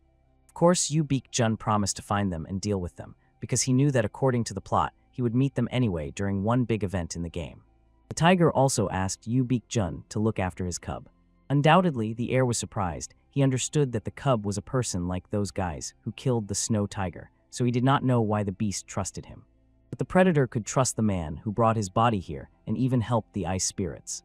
Although the player valued such trust, he did not know if he could protect the snow tiger's cub. The swordsman himself had little strength, and the predator felt it. So the great beast decided to help the young man in exchange for fulfilling the request. He would grant him the needed power. The swordsman was satisfied with such a deal. So the power of the tiger burst out of his spiritual body and moved directly to the young man. After that, the power burst into the warrior's chest and spread throughout his body. Immediately, the system greeted the hero. He absorbed the energy that the snow tiger had preserved all his life. His power rose by 1 level, and the swordsman gained a new trait, Master of Cold. The power of skills related to cold sharply increased, the consumption of magical energy decreased, and the warrior himself would stop feeling the cold so much and would become even stronger in the frosty atmosphere. Watching the player absorb magical power, Jin-So-En realized that his might had truly increased significantly. At that very moment, the snow tiger felt that his time had come. But the predator was not upset at all. For those like him, who constantly move from the spirit world to the living world, death is just a trifle. For the last time, the giant looked back at his little friends and said goodbye to them. After that, the spirit began to disappear, sincerely confessing that he still could not get used to constant farewells with comrades. Looking at the evaporating silhouette, the swordsman understood that the tiger had been to the spirit world more than once. The alchemist asked the beast to sit there a little and wait. In return for the tiger helping him so much, Yu Jun wanted the tiger to see how he would fulfill his request, and of course, the warrior promised to definitely revive his baby. The predator understood well that he had given this man a difficult task, but thanks to the hero's confidence, he felt relief. So disappearing, the giant promised to wait and watch how Yu Jun handles the task. As soon as the tiger disappeared, the ice spirits immediately sensed that the person was about to venture into the spirit world. Because he could not get there in a living body, the little ones decided to make him a gift. Eventually, the alchemist received a new blessing, an invitation to the spirit world. It allowed free entry and exit there, easy gaining of the favor and trust of its inhabitants, and reduced punishment for the living stepping into the spirit world. Of course, Yu Jun understood. Although this award now seems like a useless skill, it will definitely come in handy for him later on the path. After awarding the warrior, the little ones decided to set off into the spirit world to escort the snow tiger on its final journey. At this point, their task was finally almost completed. And now the most important thing: to free the little snow tiger cub, whom his father hid here. As soon as the player removed the ice barrier, he immediately saw that the baby was quite badly injured. He had deep wounds, and although the baby looked very bad, he was still alive. So Yu Jun decided to heal him as quickly as possible before it became too late. The alchemist immediately grabbed the vial with the medicine, hoping he could heal the cub just like he did in the game. The whole point was that in real life wounds heal much worse than in the game, but the swordsman hoped the treatment would help. At first, the warrior carefully treated the wounds, even their deepest parts. Then he gave the baby the medicine to start healing the whole body. Seeing the potion with which Yu Jun healed the cub, Jin-So-En immediately realized that it was a rather high-class potion. As it turned out, his heir had also prepared it himself in case he was seriously injured, and considering the ingredients put into it, the elixir turned out to be very effective. But the sorceress was still tormented by curiosity, who dared to attack such a small and cute baby, so the player explained that those who attacked the snow cub were treasure hunters. They combed ruins and dungeons all over the world, robbed graves, and hunted spiritual animals, and very soon these scoundrels would cause another major incident that would lead to the first global event of the game. The saddest thing for the boy was that it was better to let them cause trouble for some time, because if Yu Jun stopped them, everything would take an unknown turn. Now that the travelers had finally dealt with all urgent matters, the heir of the magic tower grew impatient. When would they finally attend to her own needs? But the swordsman calmly explained that while the snow tiger lived in this cursed place, primal ice magic had accumulated here. The piercing frost literally reached the bones. Of course, Jin-So-En really felt this insane magical power, but the thing was that someone had to stand guard while she was vulnerable during meditation. Since Yu Jun forced the sorceress to cooperate, he had to pay for it, becoming her tireless guardian. The young man instantly understood the true intentions of his companion. The girl wanted him to take on the role of protector, and he really could guard the mage while simultaneously caring for the tiny tiger cub. But the heiress had completely stopped paying attention to his words, fondly admiring the little creature that playfully stuck out its pink tongue. Looking at the heroine's embarrassed face, the swordsman bitterly realized the girl was completely ignoring his words. Eventually, the pair decided to plunge into the mysterious depths of the cave. The sorceress honestly admitted she was a little scared of possible monsters, but there was a reliable protector nearby, and that made her feel better. After that, the mage promised to complete the ritual in 3 days and counted on the hero's unconditional help to settle the accumulated debt. Just as the Holy Sword clan had a legendary mind technique that soared to the heavens, the sorcerers had their own unique methods of accumulating magical power. These sacred techniques were called the art of magical breathing. There was a significant reason why the elders decided to make Jin so end the heiress at such a young age. It turned out that the girl possessed exceptionally advanced mastery of the magical breathing technique. Looking at the numerous layers of mana swirling around the meditating heiress, the player understood such a powerful person could truly be trusted. One way or another, while the companion was immersed in deep meditation, the swordsman decided to delve into the mysteries of his system. At the moment, his magical power rose immediately by a whole level, and other abilities also noticeably improved. If this trend continues, the warrior will receive a rating from B to A even before the elder brother returns. Of course, it was pointless to dwell on UT Rand's achievements. Alchemist still had a long way to go, because the game's plot was rapidly gaining momentum, especially from the middle. Soon S-rank monsters will begin to appear, and his current abilities will clearly not be enough to withstand such threats. But the little tiger cub, whom the player cared for, will become an invaluable aid in the upcoming trials. Finally, the warrior decided to take a break, catch his breath, and think about what to do next. An incredible amount happened in one intense day. However, at first, the alchemist will have to deal with several dark souls that had accumulated in this cursed place. After 10 minutes, having gotten rid of all the evil spirits, the player leaned against the cold wall and dozed off. All 3 days passed in this mode, and finally, the heir of the magic tower emerged from the deepest meditation. The warrior froze in amazement. The girl really completed the spiritual practice in the promised 3 days. However, the swordsman assumed that it would take much more time, because a colossal amount of primal energy had accumulated in the cave. Nevertheless, thanks to the relentless protection of Yu Jun, the sorceress was able to fully concentrate on absorbing magical power. Moreover, looking around, the girl realized while she was away, the companion had done a good job protecting her during meditation. The player simply laughed at such a restrained compliment and then decided to find out how the heiress was feeling. And indeed, the sorceress felt as if she had thoroughly refreshed herself after a long, exhausting journey. Yu Jun understood well, although the girl responded as usual calmly. Having absorbed that colossal magical power, her already terrible abilities had definitely become even stronger. At that moment, the little tiger cub, finally recovering from severe wounds, began to slowly wake up and regain consciousness. Jinsoen also leaned toward the tiny creature, hoping that now the baby felt much better. Immediately hearing the melodious voice of the sorceress, the baby opened its amber eyes. After that, it instantly jumped out of the hero's hands and rushed somewhere deep into the winding cave. The heiress of the magical tower immediately got scared. She thought she had come too close and frightened the baby. And in a moment, the tiger cub meowed plaintively, looking longingly at the surrounding icy walls. Jinsoen had no idea what to do in such a situation, and the swordsman suspected perhaps the creature had sensed something. After all, it was here that cruel people caught up with and killed the great snow tiger. So Yu Jun quickly explained to the little one that his mighty father had gone to the spirit world, and leaving him, entrusted the child to the care of the hero. The tiny tiger cub immediately began to scream piercingly and growl angrily from inconsolable grief. But the alchemist patiently calmed the suffering little beast, explaining that he knew where those villains were hiding and would definitely help the little one meet his father again in the afterlife. Therefore, the warrior suggested the tiger cub trust him and stay close for a while. In the end, the cub had no other choice. He only cried sadly, burying his muzzle in his paws. After that, the little beast threw himself into Yu Jun's arms, the only one who still protected him, and cried bitterly. This reaction was quite predictable after all. The entire family of the little one was killed by ruthless murderers, but Jinsoen found such emotional displays hard to understand. Because for the families of the Holy Sword and the Magic Tower, killing all brothers and sisters for absolute advantage in the struggle for the throne is not a problem at all. In these influential houses, family ties mean absolutely nothing. It is no wonder that the heiress did not feel the mental anguish of Yu Jun and the inconsolable grief of the tiny beast. So the alchemist had to patiently explain to the sorceress that for ordinary beings, the death of relatives is true unbearable grief. Soon the three of them returned under the protected walls of the Holy Sword clan. Faithful assistants and the mentor sincerely rejoiced at the return of the young master. They waited for him impatiently and were glad that the heir was whole and unharmed. But when they noticed how the soldier's jacket had swollen, the servants were even surprised. How did the young master gain weight so quickly? The swordsman calmly explained that his rounded belly was just a temporary thing. Then the player showed a tiny tiger cub that trustingly nestled against his chest.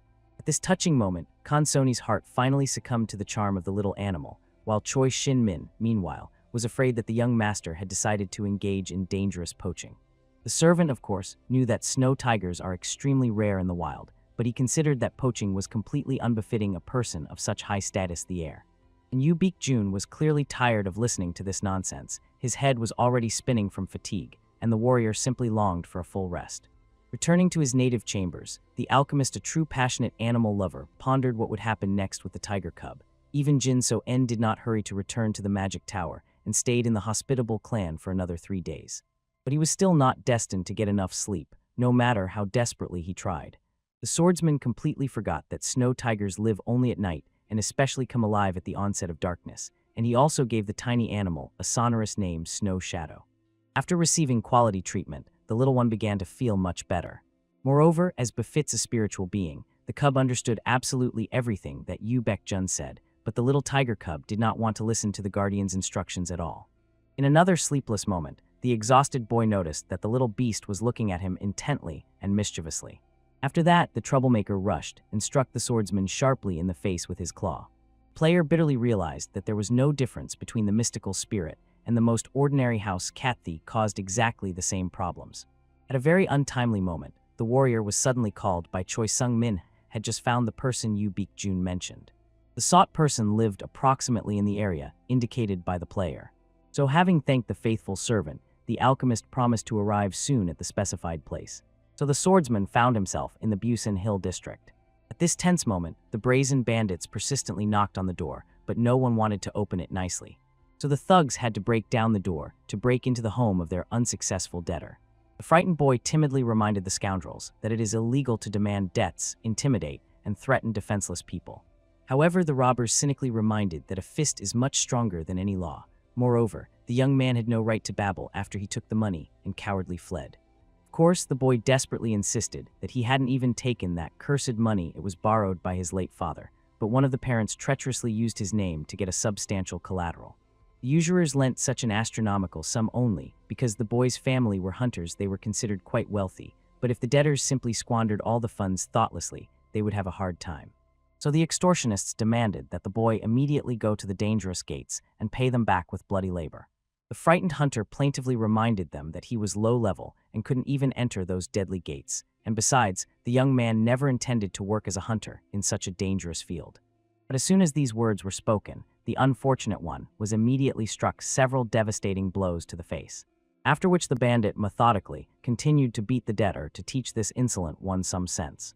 He stopped only when the boss behind gave the necessary order, and the leader coldly explained to the boy that this was not a problem that could be solved with empty talk. If he couldn't pay off, he would be of little use. Therefore, the bandits generously suggested to him the only way to earn money. The extortionists did not understand why the hereditary hunter categorically refused to enter the profitable gates, but the boy simply did not want to die as senselessly as his father.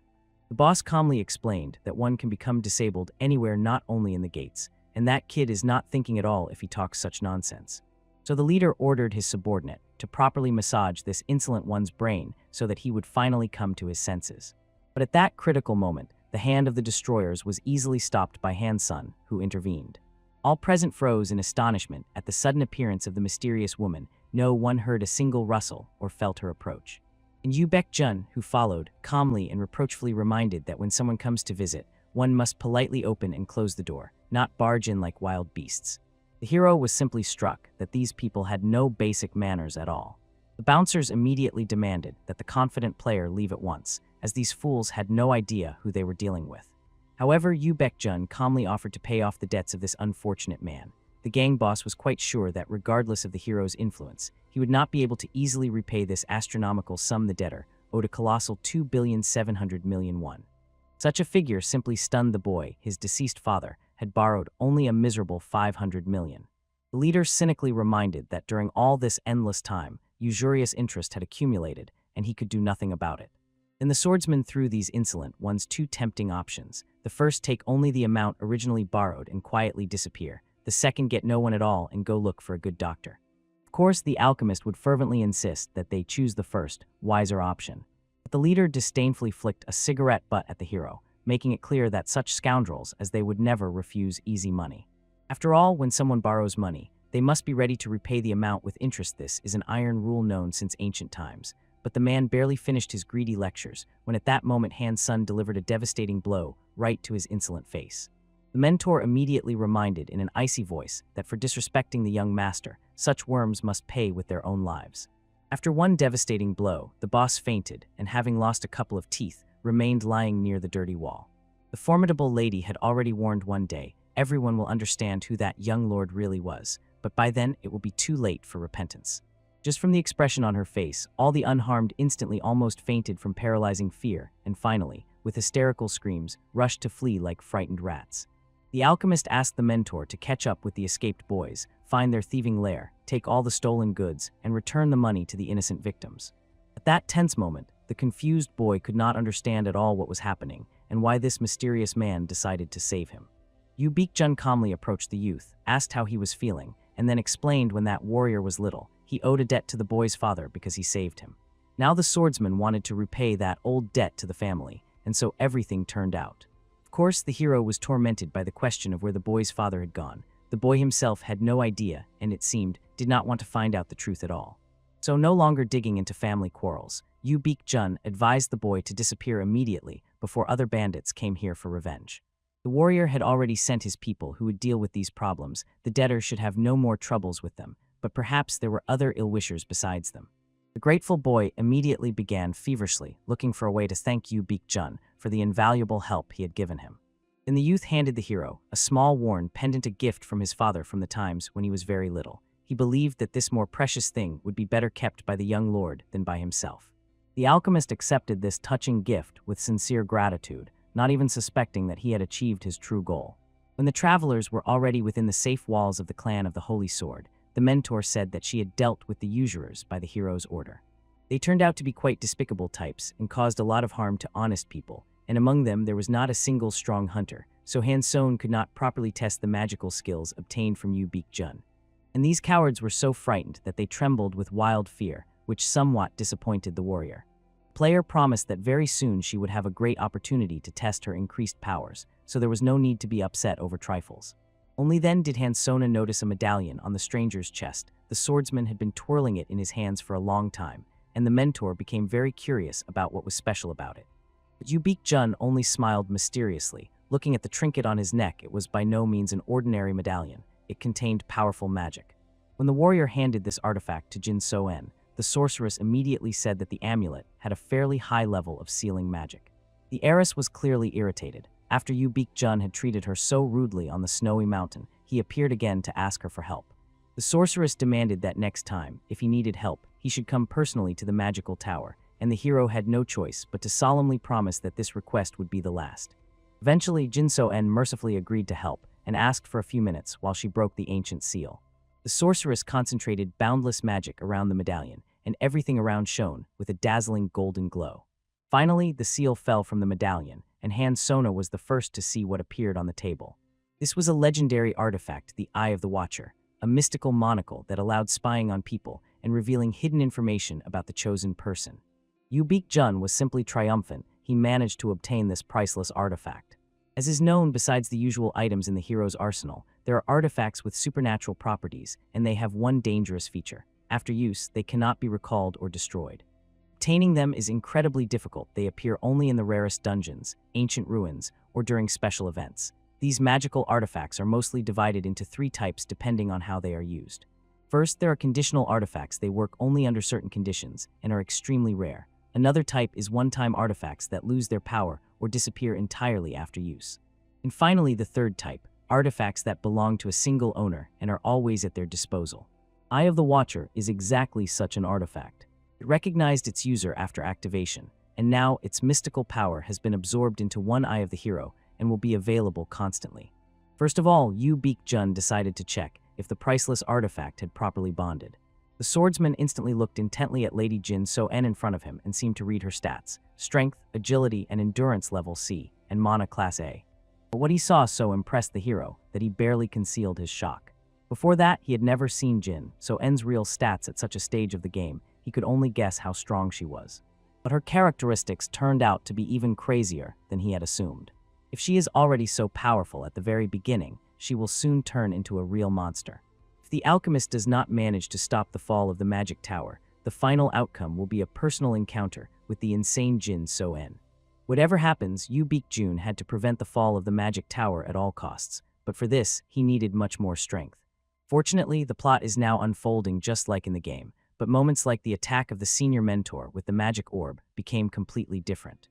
And suddenly another piece of news surfaced once Jin So-en was Yu Baek-jun's fiancé. To prepare for other unknown events, the warrior needed to become much stronger. His growth rate was good, but it was better to accelerate. To do this, the swordsman would have to go to that very place, find the traces of his ancestors, and unlock the achievement system.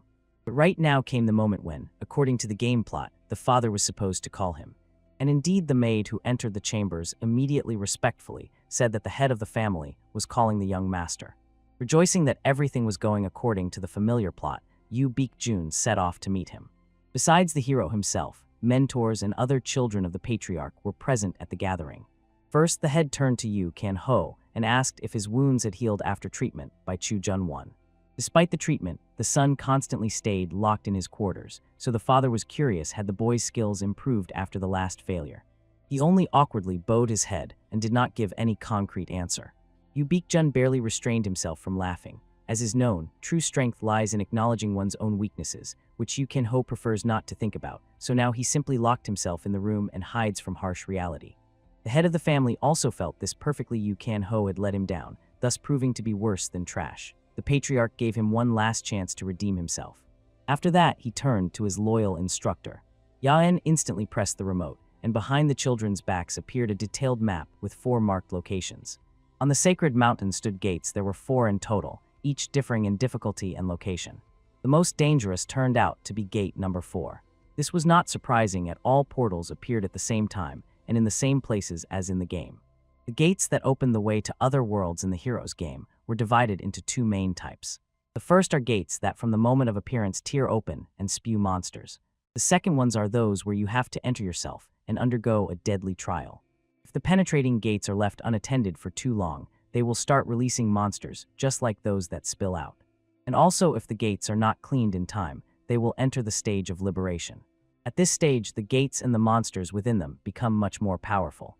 As is known, the 4th gates were the most difficult not only because of their size, but also due to their extremely unfortunate location. They appeared in the dungeon. Their liberation time is approaching, and a massive catastrophe awaits ahead. Yu Min guessed that during the dungeon clearing, they needed to manage to close those treacherous gates. The older sister knew to win the father's favor, she would have to go clear the spilling gates. The risk was too great. If even one of the children died, the blame would fall on her. And suddenly Yu Baek-jun, without hesitation for a moment, decisively said he would head to the 4th gates. The father clearly reminded the heir that these gates were the most difficult, and going there was reckless. But Yu Baek-jun made it clear he had a certain plan. Instead of cowardly turning away from the difficult situation, he intended to face it head-on. If the swordsman can lead the clan of the Holy Sword, he will have to face such situations again and again. The father sincerely rejoiced at such a mature response. Eventually, the patriarch trusted Yu Baek-jun and allowed him to be responsible for clearing gate number 4. Immediately, without hesitating for a second, the player decided to embark on a dangerous journey. Because right now he had to set out in search of traces left by the great ancestors. Before heading to the gate, it was necessary to prepare a couple of vital things, some of which were simply essential for protection, especially in the high mountains. And also the Berserker trait, acquired by those obsessed with mountain, passes it temporarily enhanced abilities and body speed. Of course, this skill concealed insidious side effects.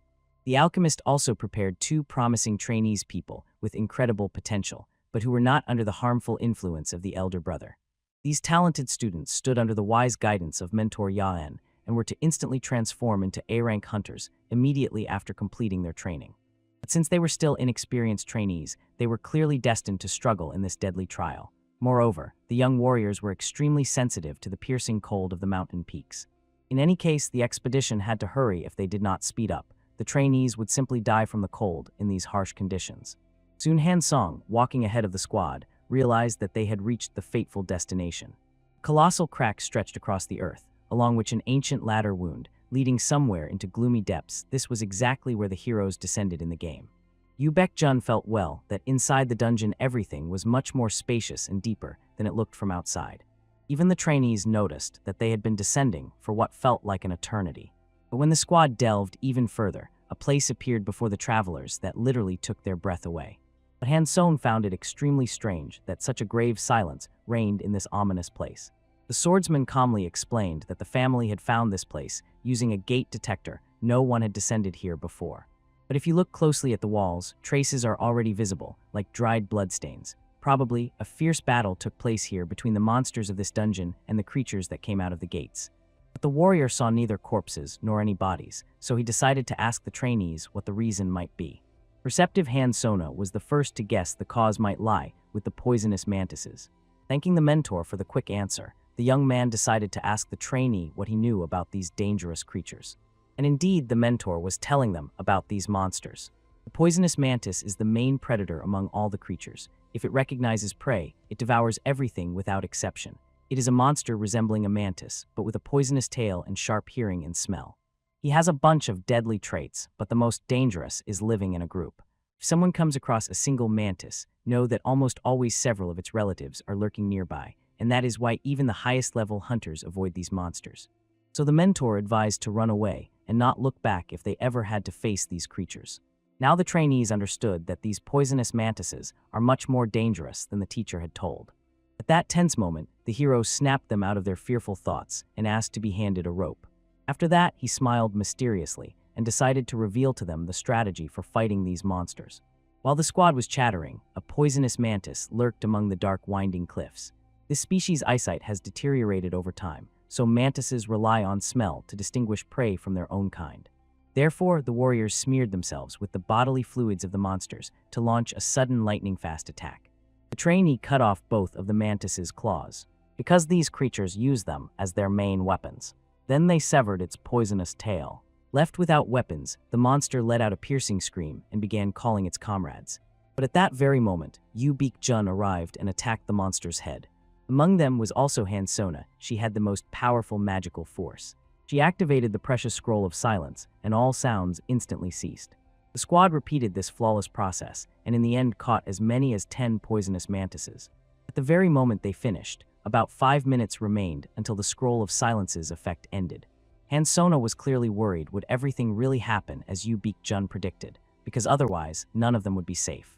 But the alchemist understood even if something went wrong, he had a backup plan. He took additional containers of fuel with him, so there was no reason to panic at all.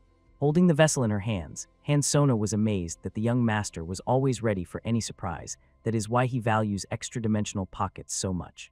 This guy had incredible talent, stunning training, and vast knowledge. Even the experienced Hansona had something to learn from him. At this decisive moment, the effect of the scroll of silence began to fade and dissipate. Therefore, the hero immediately ordered all the trainees and the mentor to cover their ears. In the next moment, the warrior himself activated the sound amplification scroll, waiting for the mantises to scream at full volume. Eventually, a deafening roar echoed throughout the cave, and immediately the rumble of huge paws was heard. Soon, real hordes of mantises crawled out in front of the squad. They literally crawled on the walls and on the ground. The trainee was stunned. There were so many monsters that they literally sat on each other's heads. The girl could not believe it. The young lord was really going to get rid of such a number of monsters with his daring plan. But still, as ordered, all the warriors threw out their vials, and from then on the plan to destroy the mantises began. As soon as they added their special, homemade oil, the largest number of monsters gathered in one place. So when the oil had already spilled on the ground, the hero prepared his fiery attribute. And then a colossal explosion tore apart and destroyed the huge horde of beasts. The flames leaped from one monster to another. Watching the monsters burn in the hellish fire, the hero felt unprecedented satisfaction. Finally, all the creatures were destroyed. But as the squad ventured deeper into the very lair, a giant mantis rose before them. This praying mantis was their queen. Fortunately, she was absolutely obsessed with protecting her eggs. It was a sign now was the best time for a sudden attack. So the alchemist asked the mentor to use her unique ability. She only froze awkwardly after all. She had not yet fully mastered this technique. Moreover, after using it, she would be unable to act for some time. But the hero asked her not to worry. This was their last opponent for today. Therefore, the woman, trusting the young master, immediately focused and released mana. This was the legendary technique of the Phantom Sword. It allows creating and using phantom blades, as well as attacking simultaneously with 1 to 10 swords. But the magic consumes energy enormously, so it lasts only for a moment. After using this ability, incredible fatigue sets in. But the time required by Sony to perform this technique can be compared to the time of an S-class hunter. Therefore, she swiftly rushed at the monster to deal with it as quickly as possible. Finally, the mentor unleashed dozens and even hundreds of lightning-fast attacks on the beast. Even the trainees couldn't believe that such a huge queen turned into bloody scraps in an instant. They saw such destructive power of the teacher for the first time. At last, the dungeon was completely cleared, and the hero saw the sacred grail, which the queen guarded with her body. At that moment, the mentor's technique slowly began to dissipate. She was a little tired, but generally felt quite fine. So Yu Baek-jun suggested everyone take a short rest. He himself went to the grail standing before him and dropped a drop of his blood into it. The cup immediately shone with a bright golden light. Of course, the trainees instantly got scared, thinking that the young master was in danger. However, the boy calmly asked them not to worry, he was going to undergo the sacred test. Then the warrior assured the boys that he would return very soon and asked them to wait for him here. Immediately after that, a golden light pulled him into an unknown space. Thus, the alchemist found himself on the testing ground of the god of war, and for completing it, he was to receive a whole 500 experience points. However, before him, the hero saw many human silhouettes. They all said in unison that they had served the great god of war and must begin the trial of Yu Baek-jun to understand whether he was worthy to become the successor. As soon as the warrior agreed, all those shadows wildly attacked. In fact, they were shadow warriors, annoying creatures who, despite the number of deaths, continue to resurrect. Perhaps through this trial, the god of war wanted to test how his successor fights against a huge number of enemies. Clearly, only novices would kill so many enemies aimlessly. Because in reality, shadow warriors are clones, there is another solution to this task. He needed to catch only the real warrior, and then the trial would be overcome. Thinking about the reward he would receive for the next trials, the swordsman could not miss such a chance. So he put his berserker skill into action to deal with them much faster. Everyone knows clones are just illusions, so killing them does not give any energy. But the shadow warriors were not like ordinary clones despite the name, they had real bodies. The fact that they have a material shell means not only that debuffs affect them, it also means that during the fight you can gather enough energy to activate the berserker. Thus, having exterminated many shadows, the alchemist became a berserker, fully filled with energy. This is practically a cheat buff, it raises all stats at once by a whole level. True, it lasts only 5 minutes, but that should be enough to put an end to the trial. Moreover, the acquired buff allowed the hero to move much faster. Finding the clone he needed, the warrior aimed precisely at him. As soon as the head was cut off, the rest of the shadow warriors immediately began to disintegrate into small particles. And the hero decided to temporarily immerse himself in the heritage of the great ancestors, while the berserker's energy had not yet completely